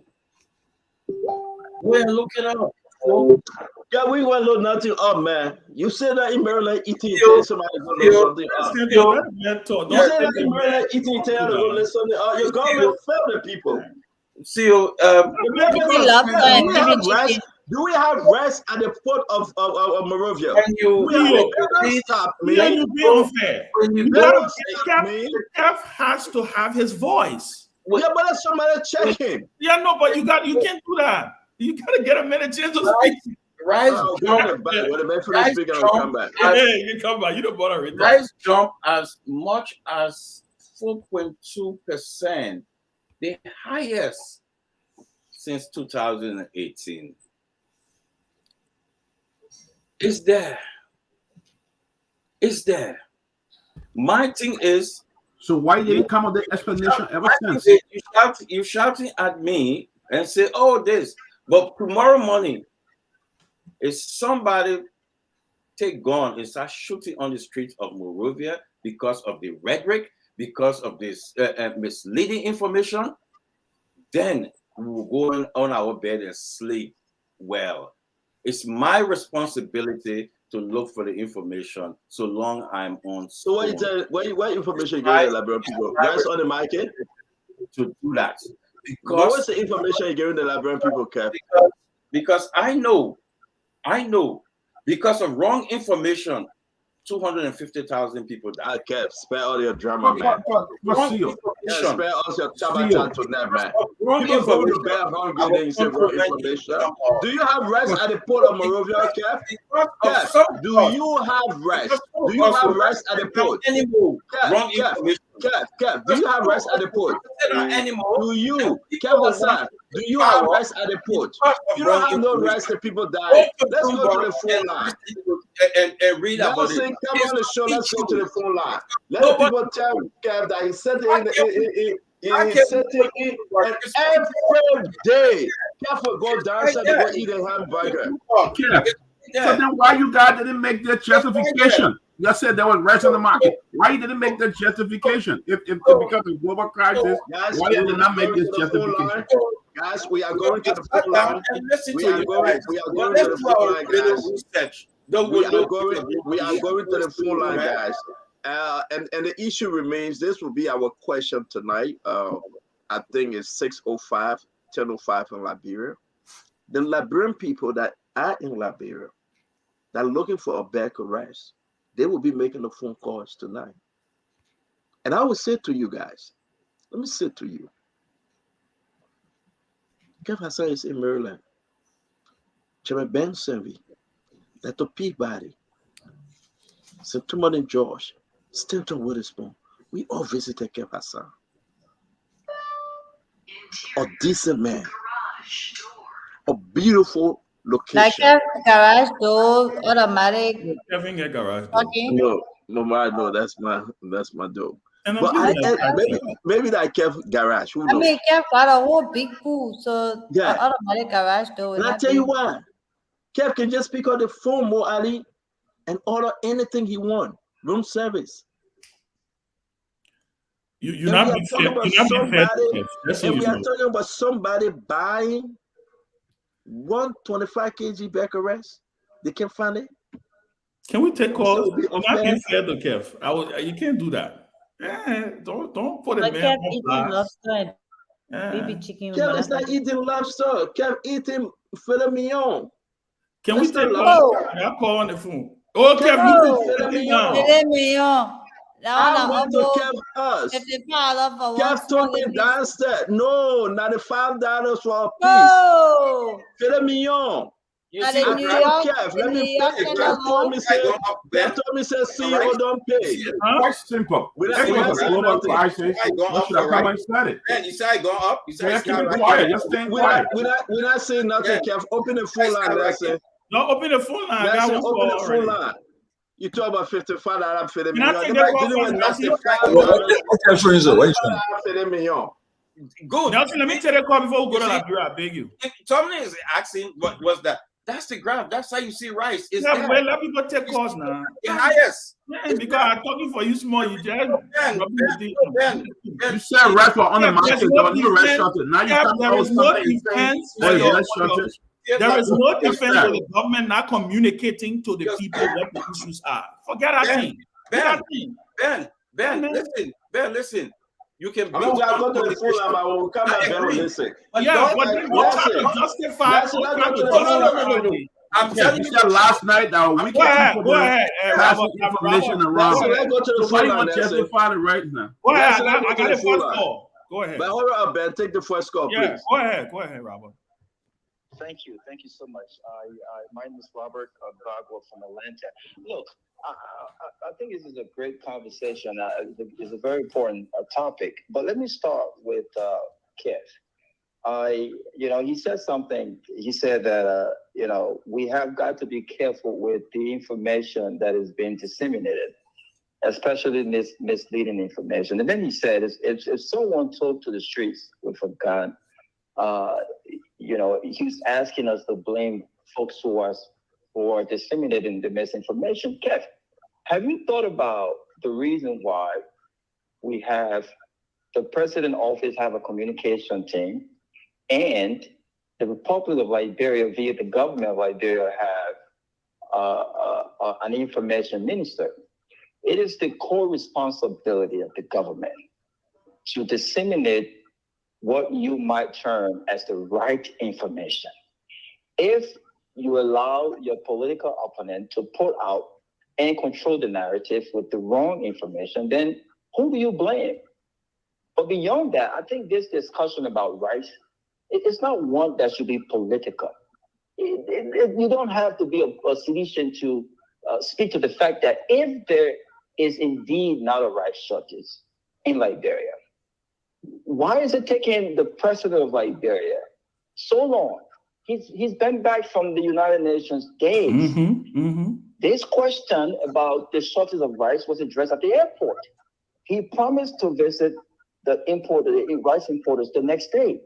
Why is it taking such a long time for this president or anyone from his communication team to have a major press conference, invite the press with the facts, get the importers of rice by him, and say, look, here is what we have in the market, and reassure the Liberian public that there is absolutely no shortage of rice? What is taking him so long?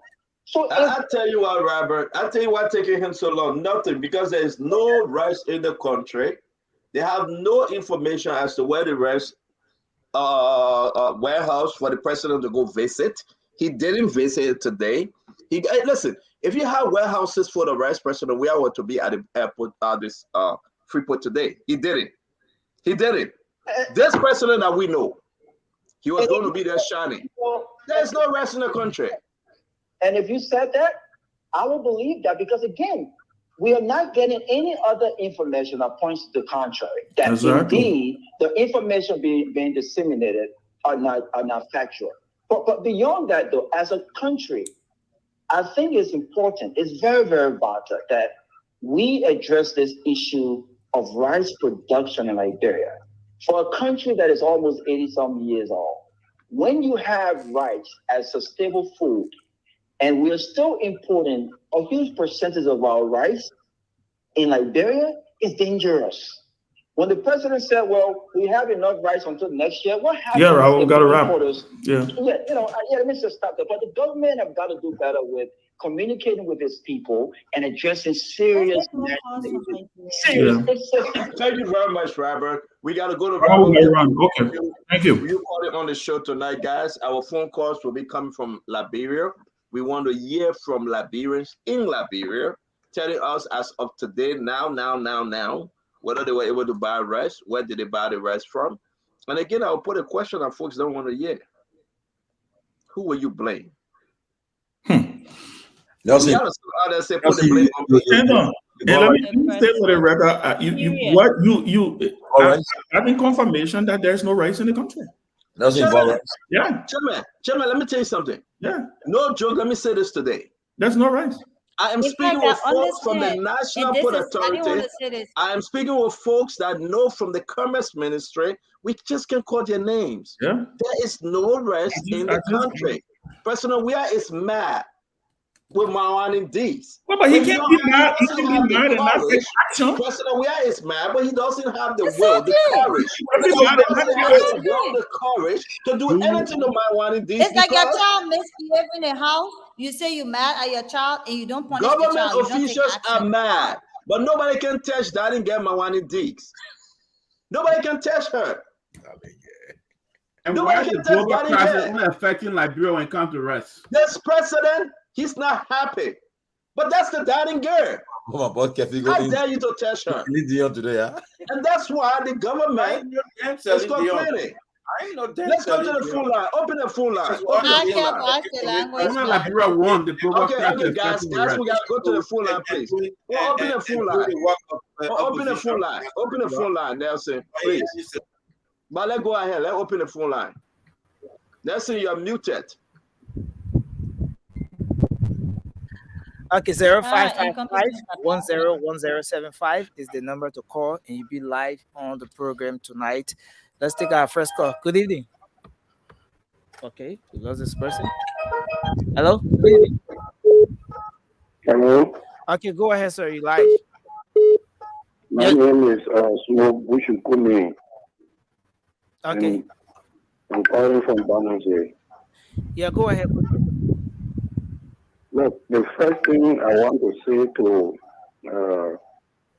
Mr. Stanton, I'm asking him if he don't come to. Hello? Good evening. Are you there? Yeah, okay, hello? We lost him. Let's take another person here. Hello, you live? Yeah, this is just King. Please step away from a radio. All right. I want to say this thing too.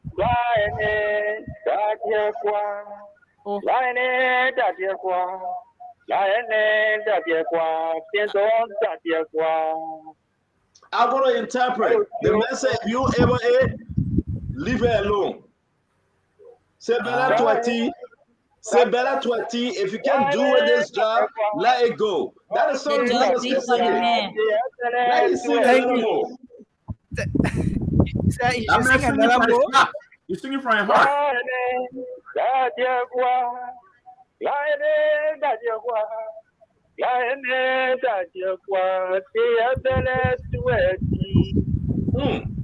Say better 20.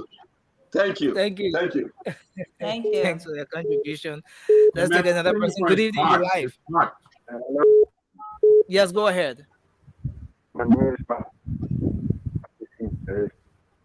Go ahead quickly, sir. That is person on the air. My brother is true. Yes, the need is high. No problem. Until I'm for 1 cup. And 4,000, I mean, people. That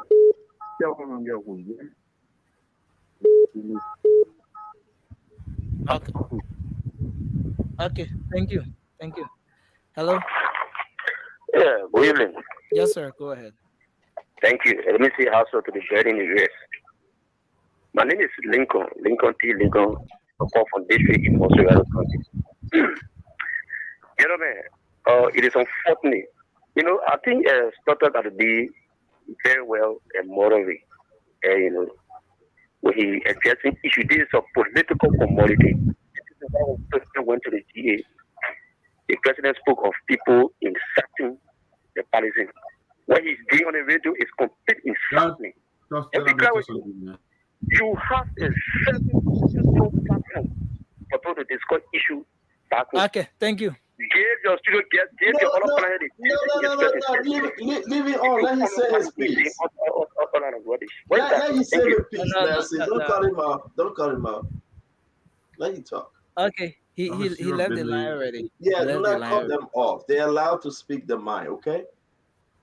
Okay, he left the line. Let's take another person. Good evening. Hello. Yes, go ahead. You're live. Hello. Yes, sir. Go ahead. You're live.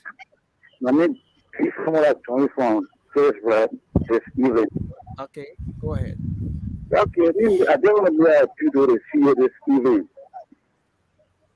I know see I'm a people this evening to please assist my daughter. They actually caused my daughter about uncle in Quebec. Now there's so medical care and Japan go to got out of medical hospital of medical care. Although now I have any money in there to the good hospitals of a period to your country. And please, hello. Keep him on the line, please. Can you call this number? Yeah, but I'm a feeling. Yeah, are you listening? Are you listening? Okay, yeah, you can go It's ahead. 0770. I said my doctor. Okay, now listen, sir. Please, please call this number 0770 446 Tell him to calm down. Tell him to wait. Let him just wait. Just write the number down, Nelson. Nelson, write the number down. 0770 446. Hello? Hold on, sir. Please hold on. 446 991.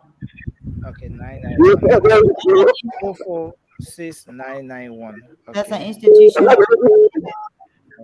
for girls and women who've been raped and abused. My friend, hold on 1 minute. We're trying to Hold on, help you. sir. Just hold on. Just hold on a bit. So the number is 0770 446 991. And they work with abused women and girls, and they will be able to assist, hopefully with the support of us.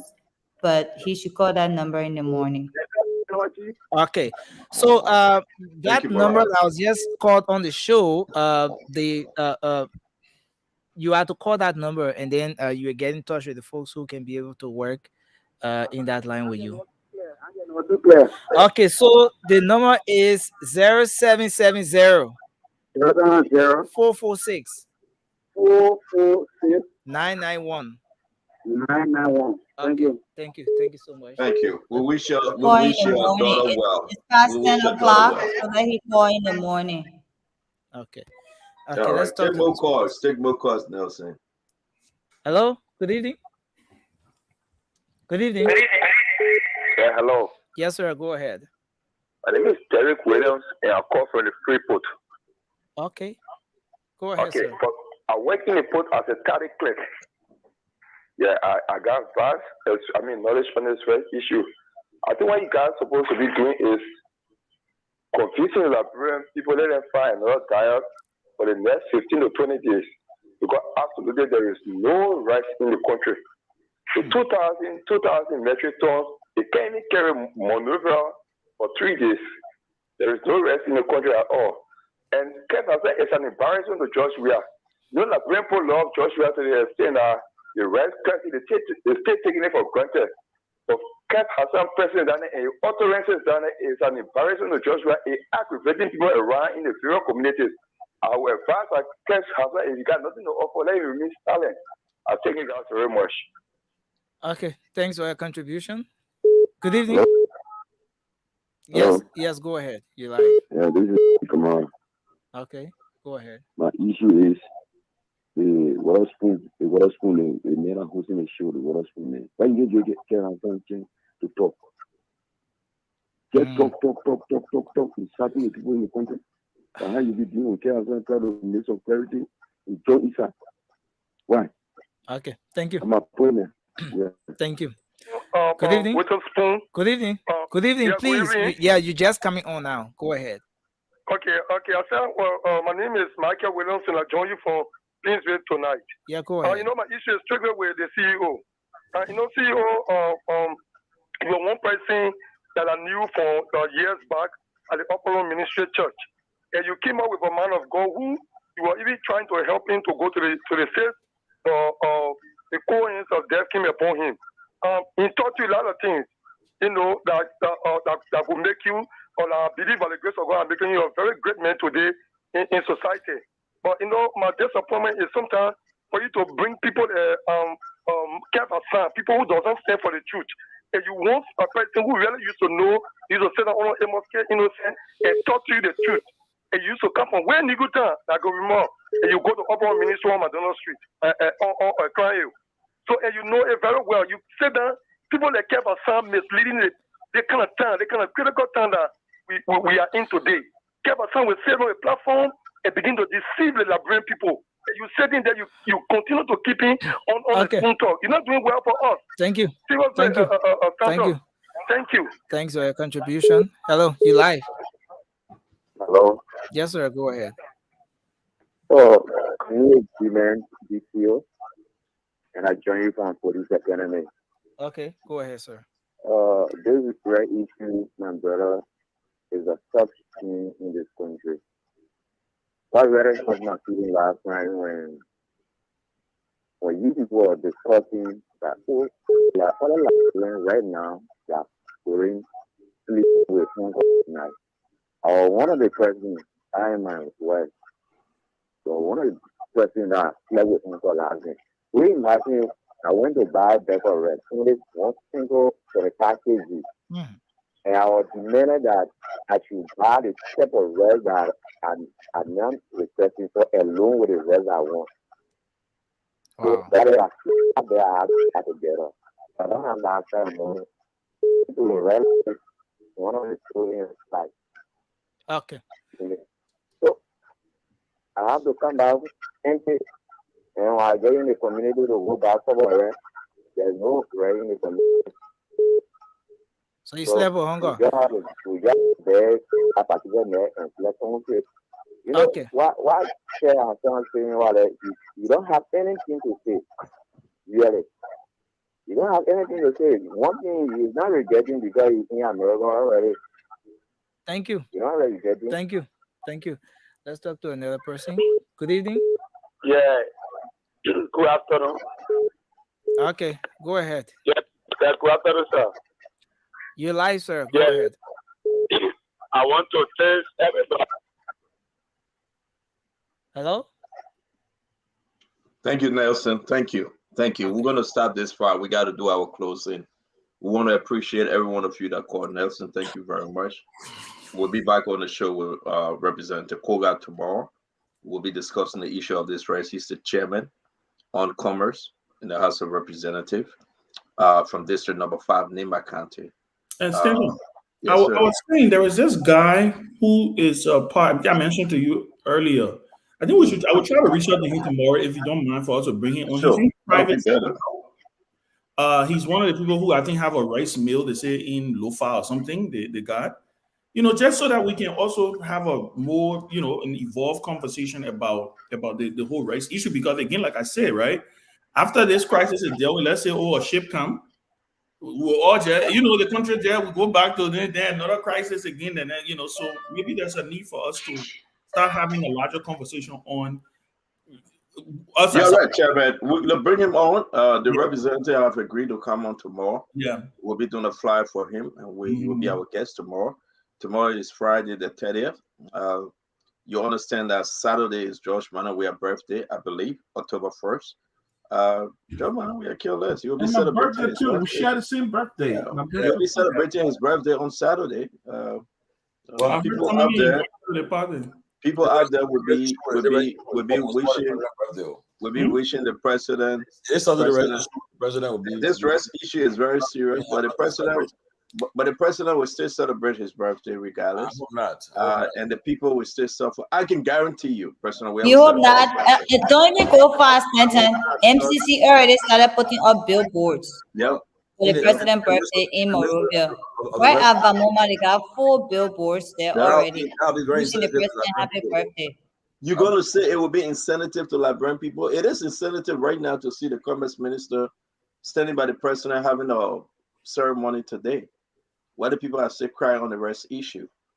Exactly. Is it insensitive to knowing that the government owes SWAT a lot of money, almost $14 million, and other rest importers? And they're trying to negotiate beyond Jade to say, yes, we'll give you some money, bring more rest in the country. It is insensitive, folks, that we have no reserve when you talk about rest. You know what is very, very important right now? People are praying that next month should be election. It should be 2023, October 10. We still got 1 year to go. The Liberian people will rise up. They will speak up. And by God's grace, with long life, we will be in Liberia. even if it costs us our lives. We visit every district, every county to tell the Liberian people your 6 years or your 9 years matter. Do the right thing and vote for your children and your children. Don't vote for D-hole cover holes. Because these people that come to do this thing, it's here. Let me do my closing. It's evil beyond measure. I can sit with you, I can laugh with you, I can eat with you. But for you to reject and neglect the Liberian people and give her all sweet words, like you alone, because of you, they made the lexicon dictionary. Because of you, they make that dictionary. Because of you, they made all the verbiages that you ever know in the English word. Then we must sit here and accept it when our people are dying, going to bed hungry. Mawani Dees is the darling girl of Liberia. The president can never fire Mawani Dees. The Liberian people need to hear this. 6 years or 9 years, it's a better 20. If you don't ever put it down, willingly,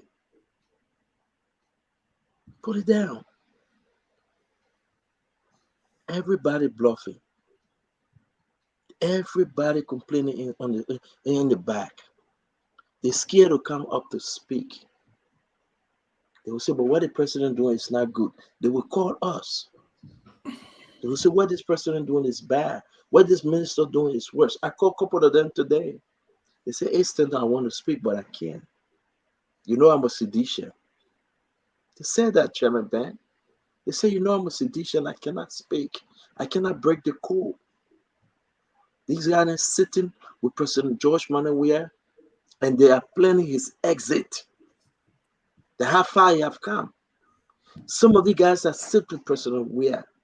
If Mariah want to tell you the truth today, beyond all her secret, she will tell you. They are negotiating with communists right now. We know them. I beg you, don't point situation. Nandi, and I had a group for the No, let's face it. Some of the guys that are sitting with President Weah today, they are sedition. But the fear of sanction had gripped them. They're negotiating with communists. They're trying to find an exit route. So they cannot speak truth to this president. Ministers within the government, they are fighting each other. Directors in the government, they are pointing fingers. Within this lame duck session, because we are in a lame duck session, where the government will not do any major project. I will ask my fellow citizen, show me one thing the president have done 5 years. From one crisis to another crisis. From one situation to another situation. And we must sit here and be quiet. We'll never be quiet. I appreciate Chairman Ben on the show every night. Kev Hassan, I appreciate you. People that say you should leave the show, you can never leave the show. I will be the first to leave the show before you leave the show, Kev. Mariah, your addition to the show is so wonderful. Dr. Peabody, we started this together, we'll finish it together. We dropped the mic together, Dr. Peabody. St. Timon and Joy, we have a team. Mo Ali, the 2-3 days you join us, we appreciate you. You got UP, you got ANC, you got CDC, you got Independent, you got in position, off position. Dr. Richardson is a wonderful person. She got to teach on a Thursday, so she cannot be your here. love for us. Yeah. Say that?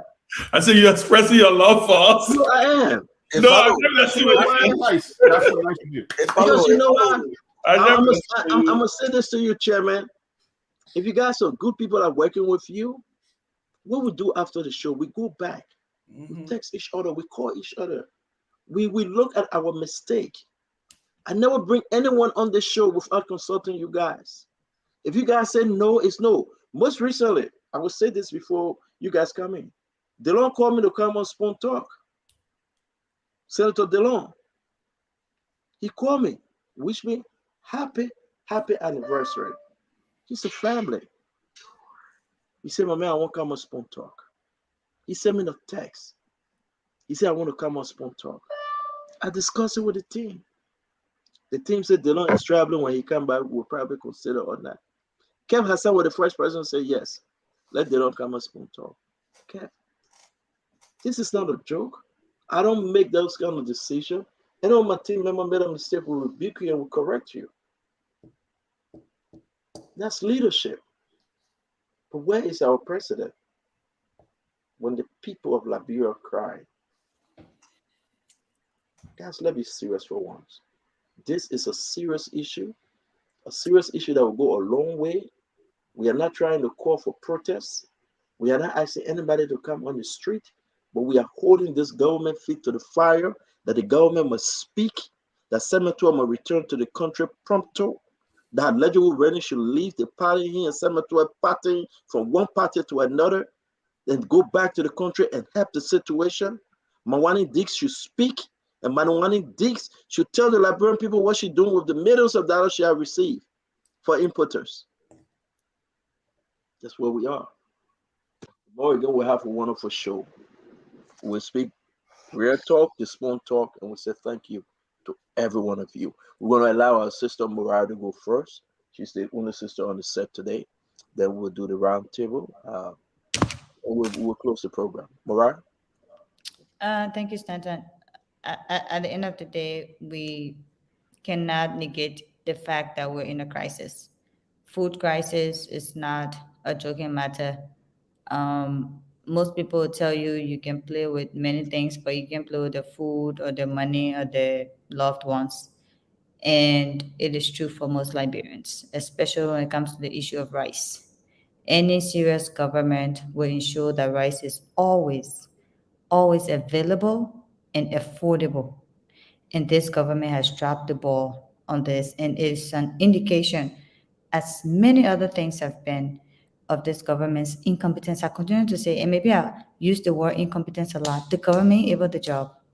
The president ain't able the job. You cannot continue to let someone do a job that ain't able. This president has, in so many ways, told the Liberian people that he's unable to carry out the duties of the presidency. You can't force something on someone who doesn't want it, who you know what to do with it, and you know how to take care of it. This is our country, for crying out loud. That's the only country we got. That's the only country we can get deported from. This is what we have as Liberians. We need to take care of our country. We need to nurture our country. We need to be protective of our country, and that includes who we give this country to, who we entrust this country into their hands. And we've done this with Joshua, and we're seeing it's not working. God will not come down from heaven to talk to us. The hunger, the suffering, the poverty. Imagine this government said they would take 1 million people out of poverty. By 2020, the World Bank was estimating that 626,000 Liberians will fall below the poverty line. We're in 2022. Do you know how many Liberians are falling below the poverty line? Even if 100,000 Liberians got poorer under Joshua, why? Why should any Liberian be getting poorer under any president when we're supposed to be getting richer, wealthier, well off, better off? Why are we retrogressing? Why are we going back? Right now, the country is at 2003, 2004 status. Why? And we have the power. All power is inherent in the people. You can change this. You're not helpless. That's not the government thing. That's not the people thing. You can change this by the choices that you make, by the decisions that you make. And your vote is your power. Voter registration starts December 15. December 15, Monserrato, Bong, and I think 2 other counties begin voter registration. Register to vote. Your vote is your power. It is that power that you give to these people that we call presidents, ministers, superintendents, whoever your leaders are. That's the power that you give them. It's your power. And you can take it back and give it to someone else. And it is clear that this president does not know what to do with the power we've given him because he ain't with a job. Even you get a nurse to cook your food. When she burn it 1, 2, 3 times, you say, man, thank you, but I'll find somebody else. So why are we consistently, continuously allowing this president to make our lives worse off, to make us poorer, to subject us to extreme poverty, and he's unable to even take decisions against his ministers? His ministers that work at his will and pleasure? This is not fair. It's not fair to you. It's not fair to the country. It's not fair to your children. The reason other countries have made so much progress is because they've had leaders who are able to do the job and who've put the country first. George Weah only put his pocket first. When a minister then go cut the deed, then he gain his share, then he said that he can do nothing. This is not the kind of president we want. So please, we can cry, we can complain, we can talk about this issue, we can advocate, but at the end of the day, what are you going to do about it? We're 1 year to elections. 2023 is a crossroad. I continue to say we can choose to go back in the past, we can choose to stay in the present as it is, and we can choose to move forward in the future with Alex Cummings. At the end of the day, these are choices that we will make as a people and that we have to live with. The boys in your court, Liberian people. 2023 coming. Thank you. Thank you. Thank you, Mariah. Thank you very much, Mariah. Mo Ali, you want to go? I think you're having a little internet problem, Mo.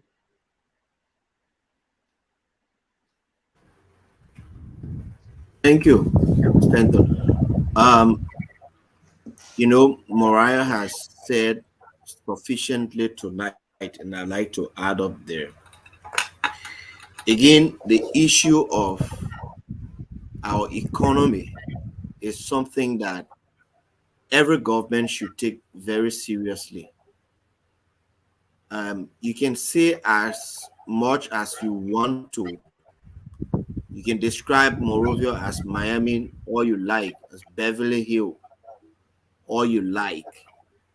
We all come and sit on the spoon talk, we discuss it, and we laugh about it, and people make videos of it. Well, they help to ease the stress. But you better be sure when you are describing Monrovia as Miami, you have the economy under control. Because when you say Monrovia is like Miami, let's even forget about the infrastructure. You have to be thinking about the economy of the capital city or the country to that place you are comparing it to. There are countries that have more high-rise building than the US. In China, for example, they have more high-rise buildings because they want to use little land space to accommodate more people. But the economy, what the people consume, is very significant. And today we're discussing this thing, and somebody call on the radio and say, even in the US, the rice is expensive. So I asked someone, how much for rice in the US? They say rice is like around $50, the big bag, $56. And then I told the person, I said, as rich as America is, probably the richest country on earth, why we agree they are producing rice, but their people are employed, the economy is the biggest in the world, and rice big bag is still $50. In Liberia, we get job. We hardly get money. We all living on begging. And that same rice they're selling in America for $50 is $85 a year. Who's gonna afford to buy that rice? Yeah. Except for those who have people over there, they feel sorry for them and buy it. Because right now it's the only rice you're gonna find on the market.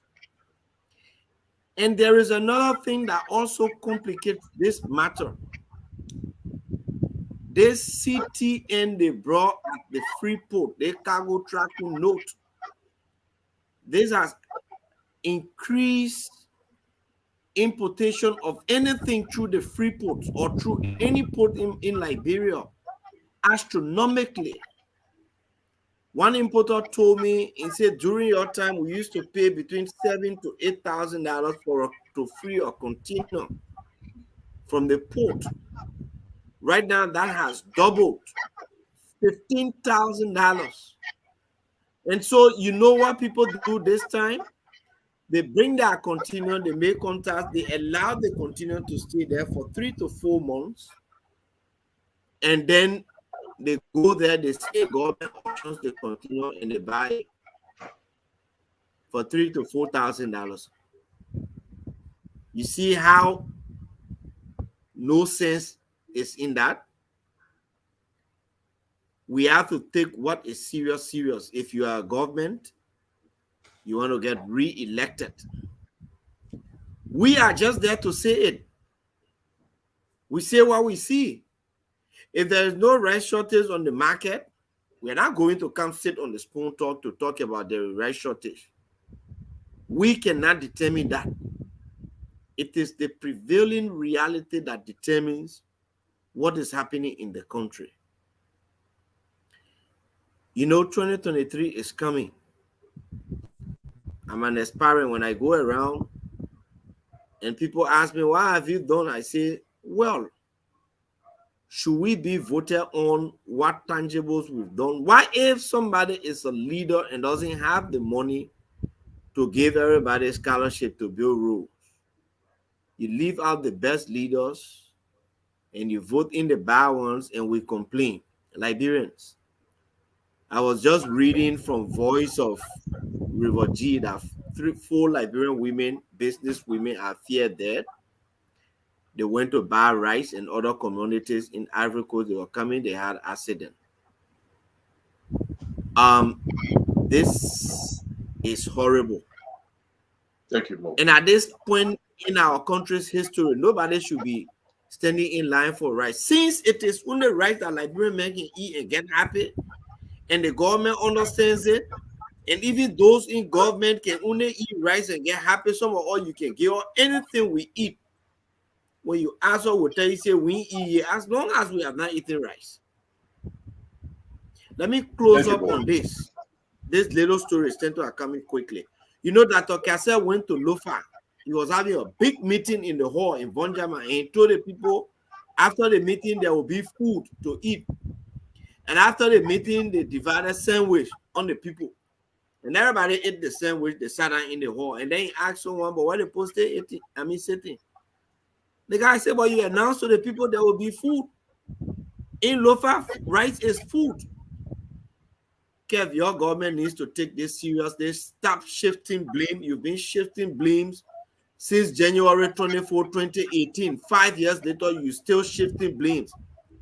Man up to your responsibility. Take your responsibility seriously and do the Liberian people job in the last 1 year you have to remain in government. Thank you. Thank you very much, Mo Ali. Thank you. Sintomoni, then we'll go to Pef. Dr. Richardson and Chairman will take us home. Sorry, Dr. Peabody. So, Sintomoni. Yes, you know, I was this morning I was reading about this guy, the new president in Malawi. Malawi, 350 million. The guy just got his Millennium MCC 350 million. The one who failed.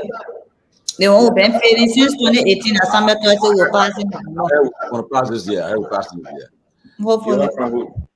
But don't bring another conversation just for tomorrow. But honestly, right? You know, at the UN General Assembly, I saw a lot of our African leaders there on the sidelines doing a lot of stuff. The guy from Kenya, William Samoei Ruto, he held meetings with development partners, with business leaders and investors and so forth. And that's why I bring this up, because I was told that most of our ministers that remain in the US, they are following up on meetings that should have been held, but because of time, they had to, the president and team had to come, so they left behind to follow up. So I hope at the end of the day we'll hear the good news from them when they return to the country. I hope we'll hear that. But on the other hand, the issue of the rice, as we always saying, is a political commodity. You can't take it, you don't play with it. And now what's going to happen for the next 12 months? if this government is not able to take care of the rest issue, it will be in the back of the Liberian people's mind as they go to the polls. They gotta be very careful with this issue. Even if the rest come tomorrow, if they will be on their mind that this or the last of a few days, what happened. So I pray and hoping that issue can be addressed as soon as possible. Another thing is that I know I see people making preparation for the president's birthday, 56th birthday on Saturday. And my only advice is that if the issue of rights is not solved before Saturday, I don't think the president should even celebrate birthday because Liberian people will be considered insensitive to Liberian people plight. I pray and hoping that the people would take advice and say, well, because of the Liberian people citizen for rights, we're not going to celebrate while they are crying for rights. I pray and hope that they'll take this advice serious and too, Tamale. People that people do not celebrate. Well, it's important. The Liberian people are the people that we concerned about. That they are the people. What else? People's must matter. And the lawmakers. I know they're on recess, but it's about time that in crisis of this nature, I'm happy the lawmakers come here tomorrow because this is where you go for emergency session. You summon the ministers who in charge of this issue. If they cannot give you something genuine, you pass a vote of no confidence in them. What's our responsibility? Come with a vote of no confidence that you have no confidence in this person because the poor is in a race crisis. So I'm happy we're discussing this issue and we'll discuss it as time goes by. But it's very serious, and I know our family members in Liberia are calling us. Our friends are telling us about what's happening. The people who have restaurants are telling us too that it's a serious thing. Right? It's a serious thing. No time to play politics with it or to defend. If I were defending this government, I would tell them I won't defend them today on the issue. No, I will not defend them. I'll be telling them to really speak the silence and talk to the people. And Mr. President, Minister Mawani Diggs, you guys need to speak to the Liberian people. Tomorrow is Friday. We can't allow this thing to go on to Monday. All you guys breaking your silence. So again, I want to say thanks to all you guys who came in to make this discussion interesting. And the Liberian people are looking at us to continue to discuss it, to discuss the issues that matters. So thank you guys. Thank you. Let me Thank go you ahead. very much. Thank you, Singh. Go ahead, Dr. Peabody. Go ahead. Well, I think it's been a great show, but let me say here that just two things here. The president lacked the ability to make to make certain decision, critical decision. I think he lacked that ability, and also one of the problems that they are facing, they have continued to face in that government is the information dissemination. It's been very poor. They do not come up when crisis is about to happen or crisis taking place. They don't come up to say anything. I think that's very sad. But the president needs to come up and talk about this race crisis, or the information minister, Melanie Diggs, need to come up. Otherwise, it's getting serious by the day. Unconfirmed report by Moore Ali said that 4 women went to local rice in another country and they died in an accident. More people will die. People die in accident, but people start dying for hunger in that country because they can't get food. So it's really sad. I hope that they can. We want this government to succeed. We don't want them to fail. We want them to succeed.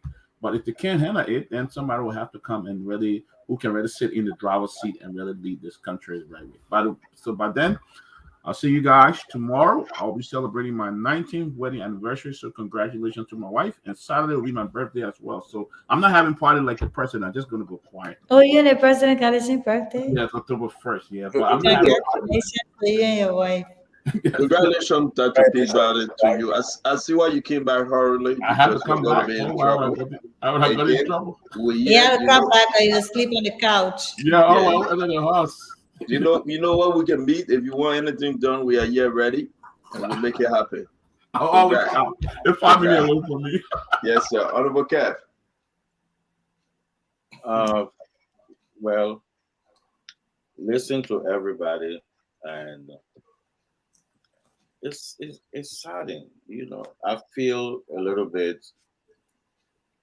Y'all take a thing from the Memphis, man. President Lazarus Chakwera. James, don't do that, James. Go ahead, Kev. Wait, what was that? No, when you Kev, please go ahead, guys. We shouldn't interrupt, Kev, please.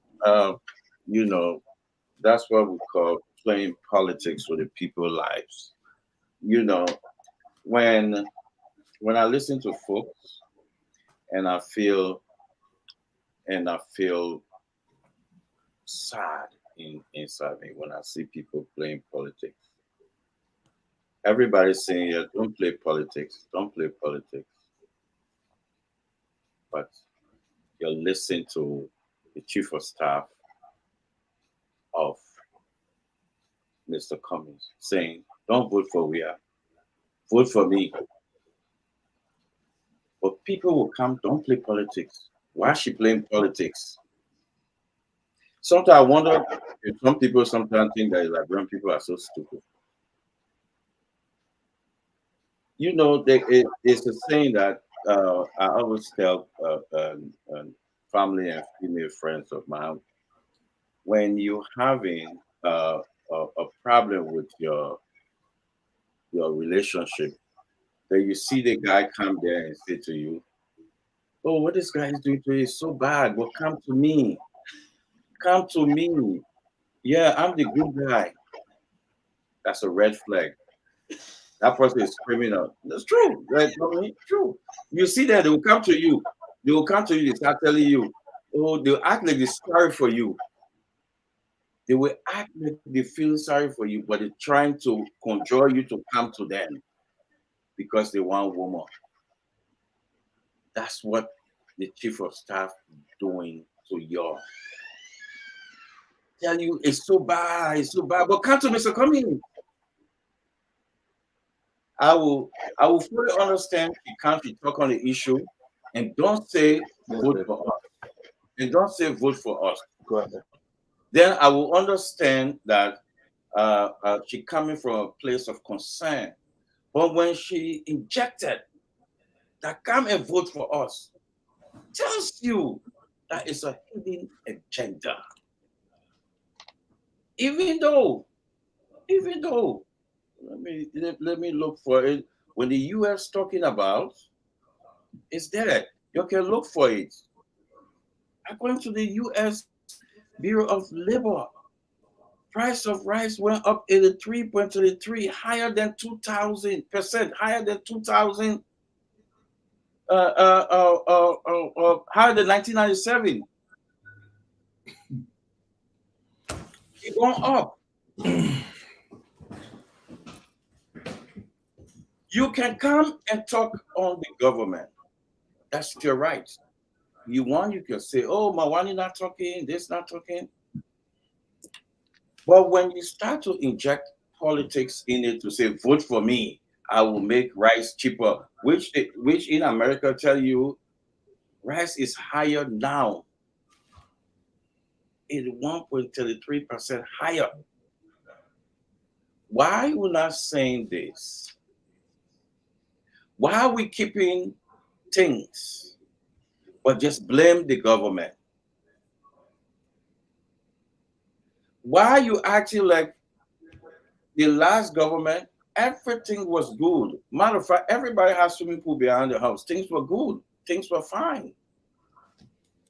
You act like George Weah came in 5 years and destroyed everything. That is an act of evil. Because that's not the truth. The truth is, there is a problem in the world right now. Yes, I know you're mumbling, feeling unease, but the fact is, you can come on and beat on the information. You can beat on that. It's your right. But also speak the truth. But when you come out and say, "Don't vote for this man, vote for me," then you're playing politics with it. If anybody on this set would not come out and say that's true, that's playing politics, then you're playing politics. No, Mo, you can come on. If I will respect anybody who will come out and talk about the issue, and then say, "Look, oh, you need to talk to the people. Oh, talk about the issue." It's your right to talk about the issue. But when you start talking about vote for me, so it's like a man who will come to this woman because the woman have an issue with boyfriend and say, come to me, I will be the good man. And history has shown us that that is a lie. That is a lie. That's what Mr. Cummings then do. Let me tell you, the pathway to Mr. Cummings is through this rhetoric, sanction, and hoping that JMB will die. That's the pathway to Mr. Cummings, not the vote, not on the ground. Sanction and JMB will die. That's the pathway to Mr. Cummings. And that's Kev, what are you sick or something? that's what they I can't finish Mariah. Please let me finish. They are not going on the ground. They are not going on the ground. If you see, they don't want Prince Johnson to run. They don't want Vonnie Sherman to run. They don't want McGill. They don't want anybody. Hoping. You hear Mariah. The president ain't able to job. He ain't able to job. That's what they're taking to DC now. Hoping they will say, oh, okay, let's sanction the president. Then they will say the president should run. Hoping JMB will die. Then they will run. That's the pathway to. Where the one coming from tonight that JMB will die? And then is some kind of screw got loose. That's the hope of the NC. We'll respect your time. You gotta respect the man. Have some respect for JMB. That's what I would. You know what I would tell Liberian people? Wake up, and protect your constitution, and protect your government, and protect your rights. Your right. Today was a bad day for Kev. Do not. CEO, let me say this. Sometimes I feel you playing the part of the opposition. Everybody here against me. Can I get a good day? But you have your time. Speak. Keep injecting. I'm begging you, sir. You are not doing it to nobody. I'm begging you. Go ahead, Kev. Go ahead, speak. I'm shocked. You just said they want JB. I said this thing to you behind the scene. I said when you do that, you helping because I'm alone here. I'm alone here. Let me speak freely without you injecting. Mariah, but please respect the time. Please respect the time. Go ahead. Respecting the time. Let me to back up, Kev. Because he say he alone. Let you go this edition. But if Mo Ali and Mariah not enough, you have to say something. Then I think it's a disservice to me. No, but Kev, we are on the show. You're not going to talk forever, man. Come on. Don't crowd, Wolf. For time, you telling me what I'm saying. So you go. No, I'm shocked for you to say that the ANC want JMB dead. I'm shocked. Yes, sir. I'm telling you, that's what they want. We're gonna go in that conversation, please. That's what they want. No, I don't want us to have the conversation like that, Kev. Mental state at this point. Maybe the actual conversation. Kev, do me a favor. Kev, Mariah, wait 1 minute. Kev, do me a favor, right? Do me a favor. Put that blame on me that I interrupted you. But we shouldn't have this conversation. I think that's my right, though. That's your right, but Kev. But I hope you can tell the other people don't have that discussion to call this president names. So that's Mariah's right to talk. Yeah, finish your time. Finish your time. Yeah, finish up your time. Finish up your time. And we'll go to bed. So what I'm saying here is that the reason that the chief of staff will start injecting that vote for me, because they're using crisis. They are not going down to the people and ask them for their vote. They're looking for crisis. So I was just naming the pathway to Mr. Cummings. Sanction, and somebody will not survive, which is Mr. Former Vice President JMB. Because if this man can say first round, I will win first round. Cummings say I will win first round. What's the pathway? I'm naming you guys the pathway. That's the pathway to Mr. Cummings. So Mariah, what she said today, people should be on this set and say, don't put politics in this. Don't start selling Mr. Cummings. Why we're talking about this race issue? That's what I'm talking about. So I rest my case. Thank you. I beg you guys, Chairman Ben will take us home. Please. Chairman, I hope I get to respond to that. No, Yes. we're not having No. Then he called my name. He didn't call your name. He didn't call Tomalin's name. Chairman, go He ahead. called Chairman, my go ahead. name. With all due respect, what Kev said on the show tonight, Mariah must respond. Okay, then I'll respond now. No, Chairman Baker, I want you to finish up. Chairman, please. You're coming to have deaf debate here tonight. Yeah, Chairman. Mariah must respond. Let me say this. Wow, Kev. Let me say this. Kev, let me say something to you first. I think why you say don't attack me on what I say. I'm not attacking you. Hey, man, Do you know what I'm about to say? Okay, go ahead. Jeez. I'm not attacking you. Let me say something. I believe, and this is my opinion, I think you should actually be angry at the officials in your government tonight. And let me tell you why. Especially the commerce minister, the information minister, those who have dropped the ball. Let me lead the president up because I know I call the president name you would get. You would take it another way. Because I think they are not doing service. I think they have put the government in a very, very, very, very unhappy place. No government wants to be where this government is today when you're thinking about this issue of rice. And so that's what I mean. And I will hope that you will muster the courage and just say, look, my ministers, you did it on the show one time. I think everybody was excited. My minister, mount the podium tomorrow and address this issue. Talk about the issues. And so I just thought that's what I want to say. So it wasn't an attack on you. And I just think that you bringing in the politics is just, I don't think it's necessary. But like you say, it is your right, and I respect your right to do that. On the issue of the rice thing, I think I'm going to call on the president. Clearly, from all indications, there's no rice in the country. And I think knowing President Weah, President Weah would have been at that free port if he had rice in the containers, in the warehouse.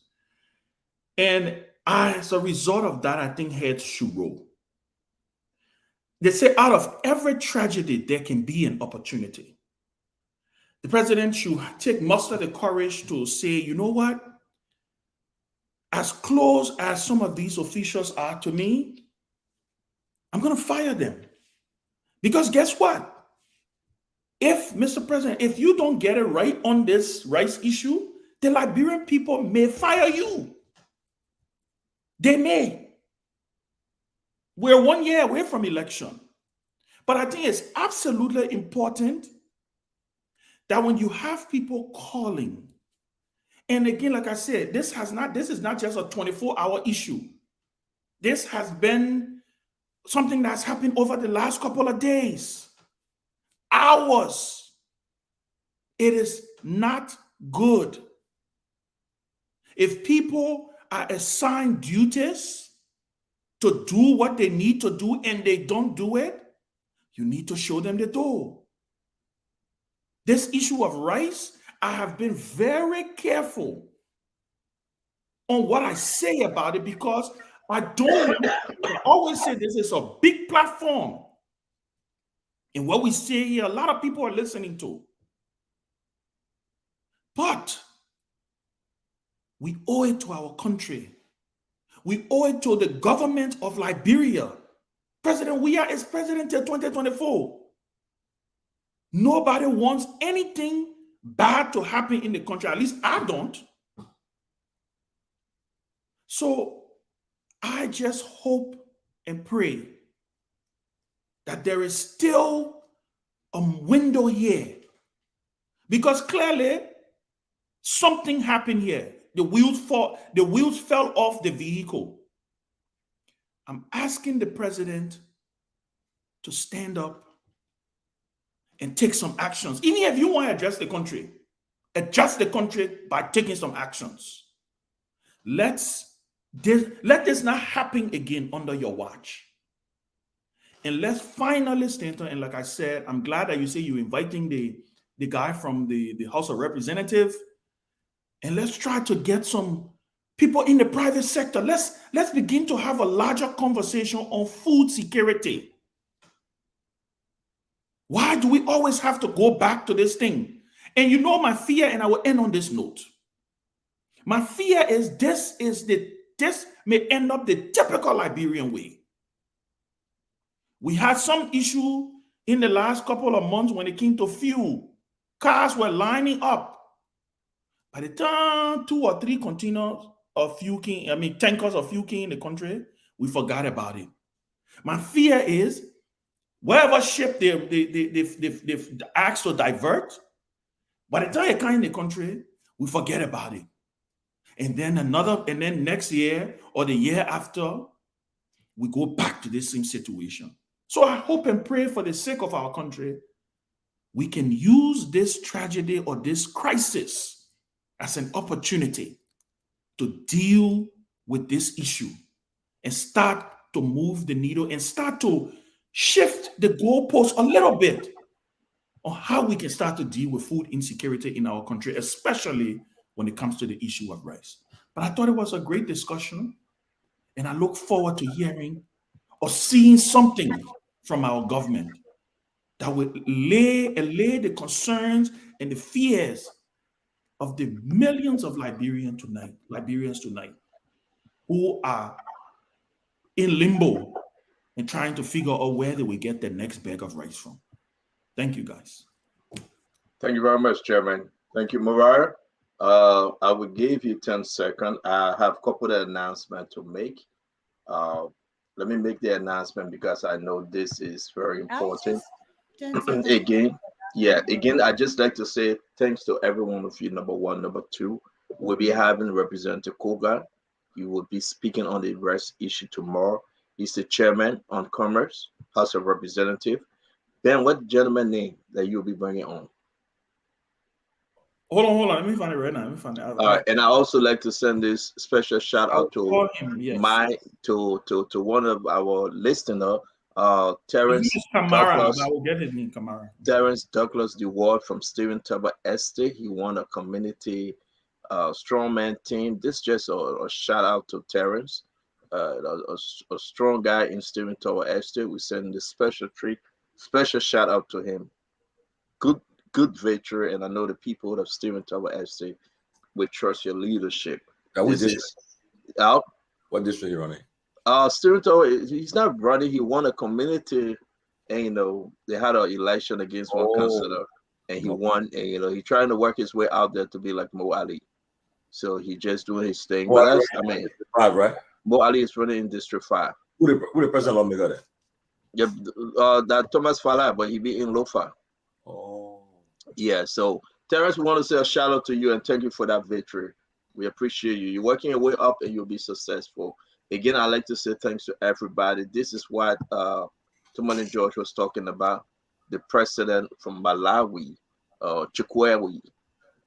Before he signed this thing, this is why he said my administration has taken a zero tolerance stand against corruption, shedding no one from investigation and persecution. The 350 million they gave this guy. Good money. And guess who's standing over him though? Free money though. Look at the person that's standing over him. What he said to sign this thing. Anthony Blinken. Just imagine. If you fight corruption and you satisfy the people that will give you the money to do more for your country.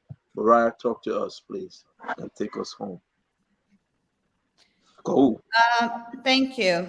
So let me just say this. Kev, I hope you can come back, but I'm sure you're listening. You failed to address the issue because you clearly don't know what to do about it. You and the CDC and the president. It is clear from this show tonight that you are unraveling and under a lot of pressure to keep defending a government that is continuously failing and performing poorly. So I don't envy you, Kev. I don't ever want to be in your position. But let's be clear. Nobody is on this show in their official capacity. Ben Senvi is not on this show as chairman of Liberty Party's advisory council. Mo Ali is not on the show as former SG of the Unity Party. Tomani is not on the show as he said, suspended or not suspended, disenchanted sedition, Inactive. active sedition. Nobody is on the show in any official capacity. Neither am I here as chief of staff. So to try me into a role is a clear indication of your intellectual weakness, Kev.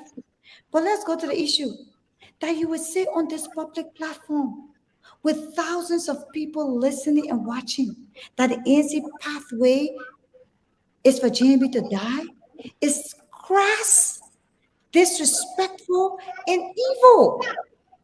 For crying out loud, Kev, this is an elderly man, a respected statesman. I'm not responsible for your mental torture tonight.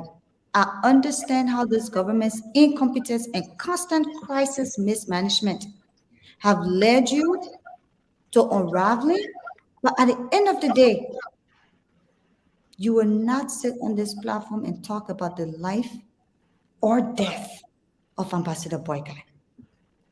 That is unacceptable. You were the same person who sat on this platform and informed Liberia and the world that Ambassador Boyka had a pacemaker that was paid for by President Weah with a heart surgery. You, Kev, when nobody knew the health status of Ambassador Boyka, you informed the country that Ambassador Boyka had a pacemaker and that surgery was paid for by President Weah. You did. So if you're trying to blow a dog whistle tonight to tell the Liberian people that the CDC and Ambassador Weah or President Weah and the CDC are after Ambassador Boyka's life, you should not tie it to the ANC. That is unacceptable. The ANC will never, ever have the thought process of tying the victory to anybody's life or death. So if you're in the CDC, believe that Ambassador Boyka is a threat to your re-election as well as Mr. Cummings, and your goal is to eliminate him, that's why you're talking about his death tonight. You should say it with your whole chest. And I hope the Unity Party and every supporter of Mr. Boyka can rise up against you in the CDC for saying such despicable, evil, crass, and disrespectful comments about an elderly man's life tonight. Thank you, Mariah. I want to bring in more Ali. Thank you, Mariah. More Ali, you got to speak on this, please, real quick. Thank you. Thank you. You know, in our culture, to wish somebody death, especially somebody who has done absolutely nothing to you, or to keep talking about the death of a person, doesn't only show disrespect to the person, but it shows disrespect to the person's family. It shows disrespect to those who see the person as a leader. Now, we may all disagree. We may all have different political ideologies and different political sides. But I will not sit on the show and see the only way this other person will come there if it is this person died. We've seen too many deaths in this country. We've seen too many political deaths. And I detest anybody speaking to my standard bearer in such a despicable fashion. And if you're doing it to think that you want to buy sympathy from the Unity Party or to pit two opposition people against each other, is going to land on solid, hard iron rack. It will crack. We do not think we should be going that low in politics. The pathway has been shown very clearly to victory. You are not doing the right thing. You can dance all of the buka you want. When you dance buka with Liberian people rights issue, knowing fully well that this is at the heart of politics in this country, then you are getting it extremely wrong. And if I were Kev, I would probably just keep quiet and listen to the criticisms, which are very constructive, and take them deeply to help me formulate policies. But it's also a lesson, the issue about rice, to incoming governments, to us who want to come to power. We should begin to formulate policies and plans that will remedy the issue of rice rather than talking about death to somebody. And so, again, I detest the statement, and I don't believe that somebody should be wishing Ambassador Barker death. Ambassador Barker has been living, and he will live until God's time reaches for him. Thank you. Guys, we want to say thank you very much for a wonderful program. As we all hold our own opinion so dear to us to speak on what we believe, I will always advocate for the Liberian people. We pray to God that God can, every political leaders who's trying to seek the office or are seeking the office as president, that God can usher us into 2023, past this election, past inauguration, with the strength and the mindset to see what next for Liberia. And I do believe, by the grace of God, under this leadership, we put politics aside. Election have come. Candidates, representatives, senators, they all survived and they all went through the election. So this election, Jose Yima Bwaka, Elizana Cummings, President George Manawia, Tewan Gonglo, Madela Cooper, Nak Banks, the rest of them, they will all stand to facing the Liberian people, and the Liberian people will decide. This statement, that is the only way for Mr. Cummings. As much as I will stay on the show tonight, I don't think it's a fair statement. If Mr. Cummings should win election, Liberia will be the way of the Liberian people, but not to see the death of Jose Yima Bwaka. There is no place for us to even make mention of that. So on behalf of the Spoon Talk, I'll ask you guys that we remove that saying those statements. And we'll be very clean on what we say. Kev is entitled to his opinion. That's how he feels. That's why maybe his base telling him. But I believe the pathway of Mr. Cummings to the presidency is to speak to the Liberian people, to convince them that he's the real deal, to make them understand that he's a change.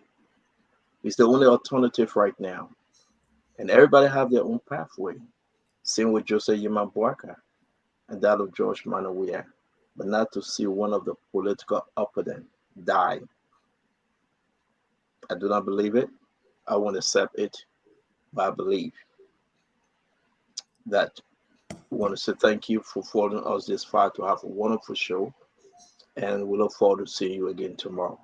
This rest business, this rest issue is very serious. We hope you can join us tomorrow. We'll dig deeper, we'll discuss it again. And I'm inviting Ronnie CA from the front page newspaper for we all to discuss this rest issue. Do not forget, we'll be on the back of this government till the truth be told. Have a good evening. God bless you. God keep you. Yes, Chairman. Yeah, just to send a shout out to our friends and supporters in the Florida area. Yeah. Storm. They're like, I'm sure there are Liberians in that area also, because we are getting warnings over here too in North Carolina. I'm getting updates of possible loss of power and stuff. Thank you for bringing that up. Where I used to work, Naples. Yeah. Coming from, I always used to land on the Fort Myers Airport, Naples. Listen, that place is just in the sea. Yeah. So it's not a surprise. The hotel I used to stay at, I mean, the water swallowed the whole hotel. Climate change is real. Yeah, and then I will just tell you this: it's just a very serious thing. But we'll know that they have not announced any death. Thank God. Material stuff, everything from that session, and it's getting worse. So we'll pray for them, and not to forget a special birthday treat to my sister, the Bawede, the little one, the last baby, who next to me today. She celebrated her birthday. I don't know where she is right now, And happy belated birthday to Mo Ali. Shout out to Justina Ajivon. Mo Ali, belated to you. Happy birthday to Mo Ali. Yesterday, right? Yeah, yesterday. Belated birthday to you, Mo. Mo Ali got so many birthday messages. So they Benedict to say his birthday message. Oh. I didn't even know until Mariah notified me. Say, "Oh, Benedict." I thought you said the day when I saw you the grand crew say your birthday message. But I'm Mo Ali man. I'm Mo Ali man. And the man signed the. What you did yesterday? Mo Ali went out to eat. He went out to eat. And then I ate at Fusion and came home. All right, congratulations. Well, thank God you enjoyed the birthday, man. We wish you well, and thank you for joining us. And as I said, anyway, let me leave it. This show for everybody, and want to say have a good night. Chairman Benford sing that to me. He says, let's go. Yeah, let's go. Let's go. I know you.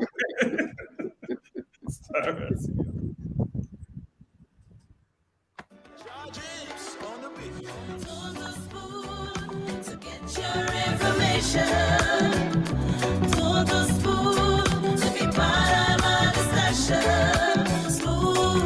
Spoon. Why you telling me to call you tired? No. Showtime over, but James is so tired. He's doing like this. He tried to go eat. No. James was sleeping in the background.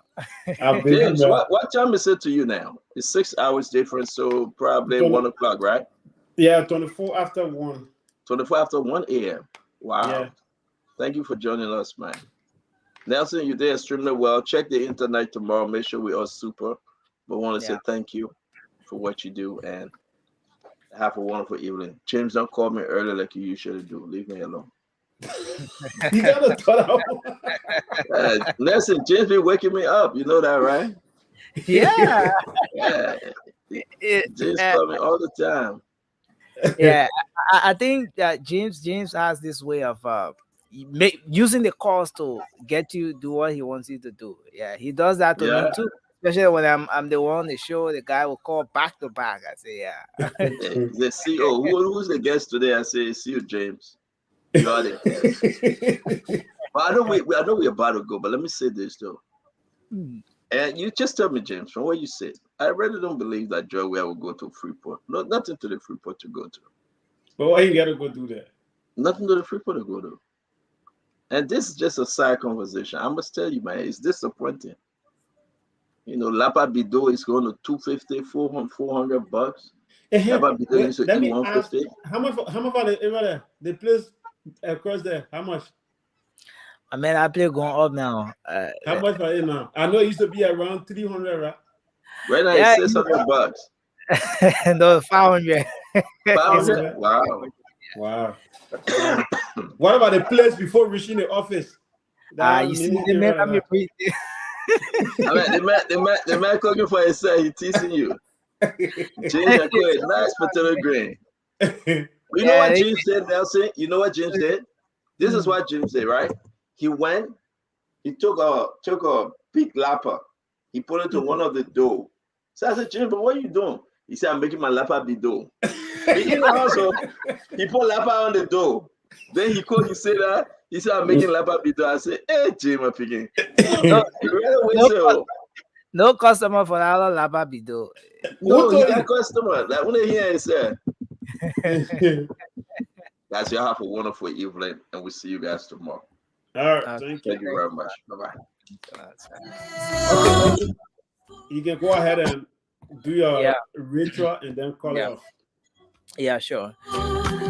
So, folks, we want to say thanks a lot to all of you out there for being a part of another fascinating edition of the program Spoon Talk right here on all of our networks, all of those different platforms or mediums through which you've been following. The program has been live on Spoon 107.5 FM. It's been live on Fabric 101.1 FM, Super 95.5 FM. It's also live on Super TV Channel 10.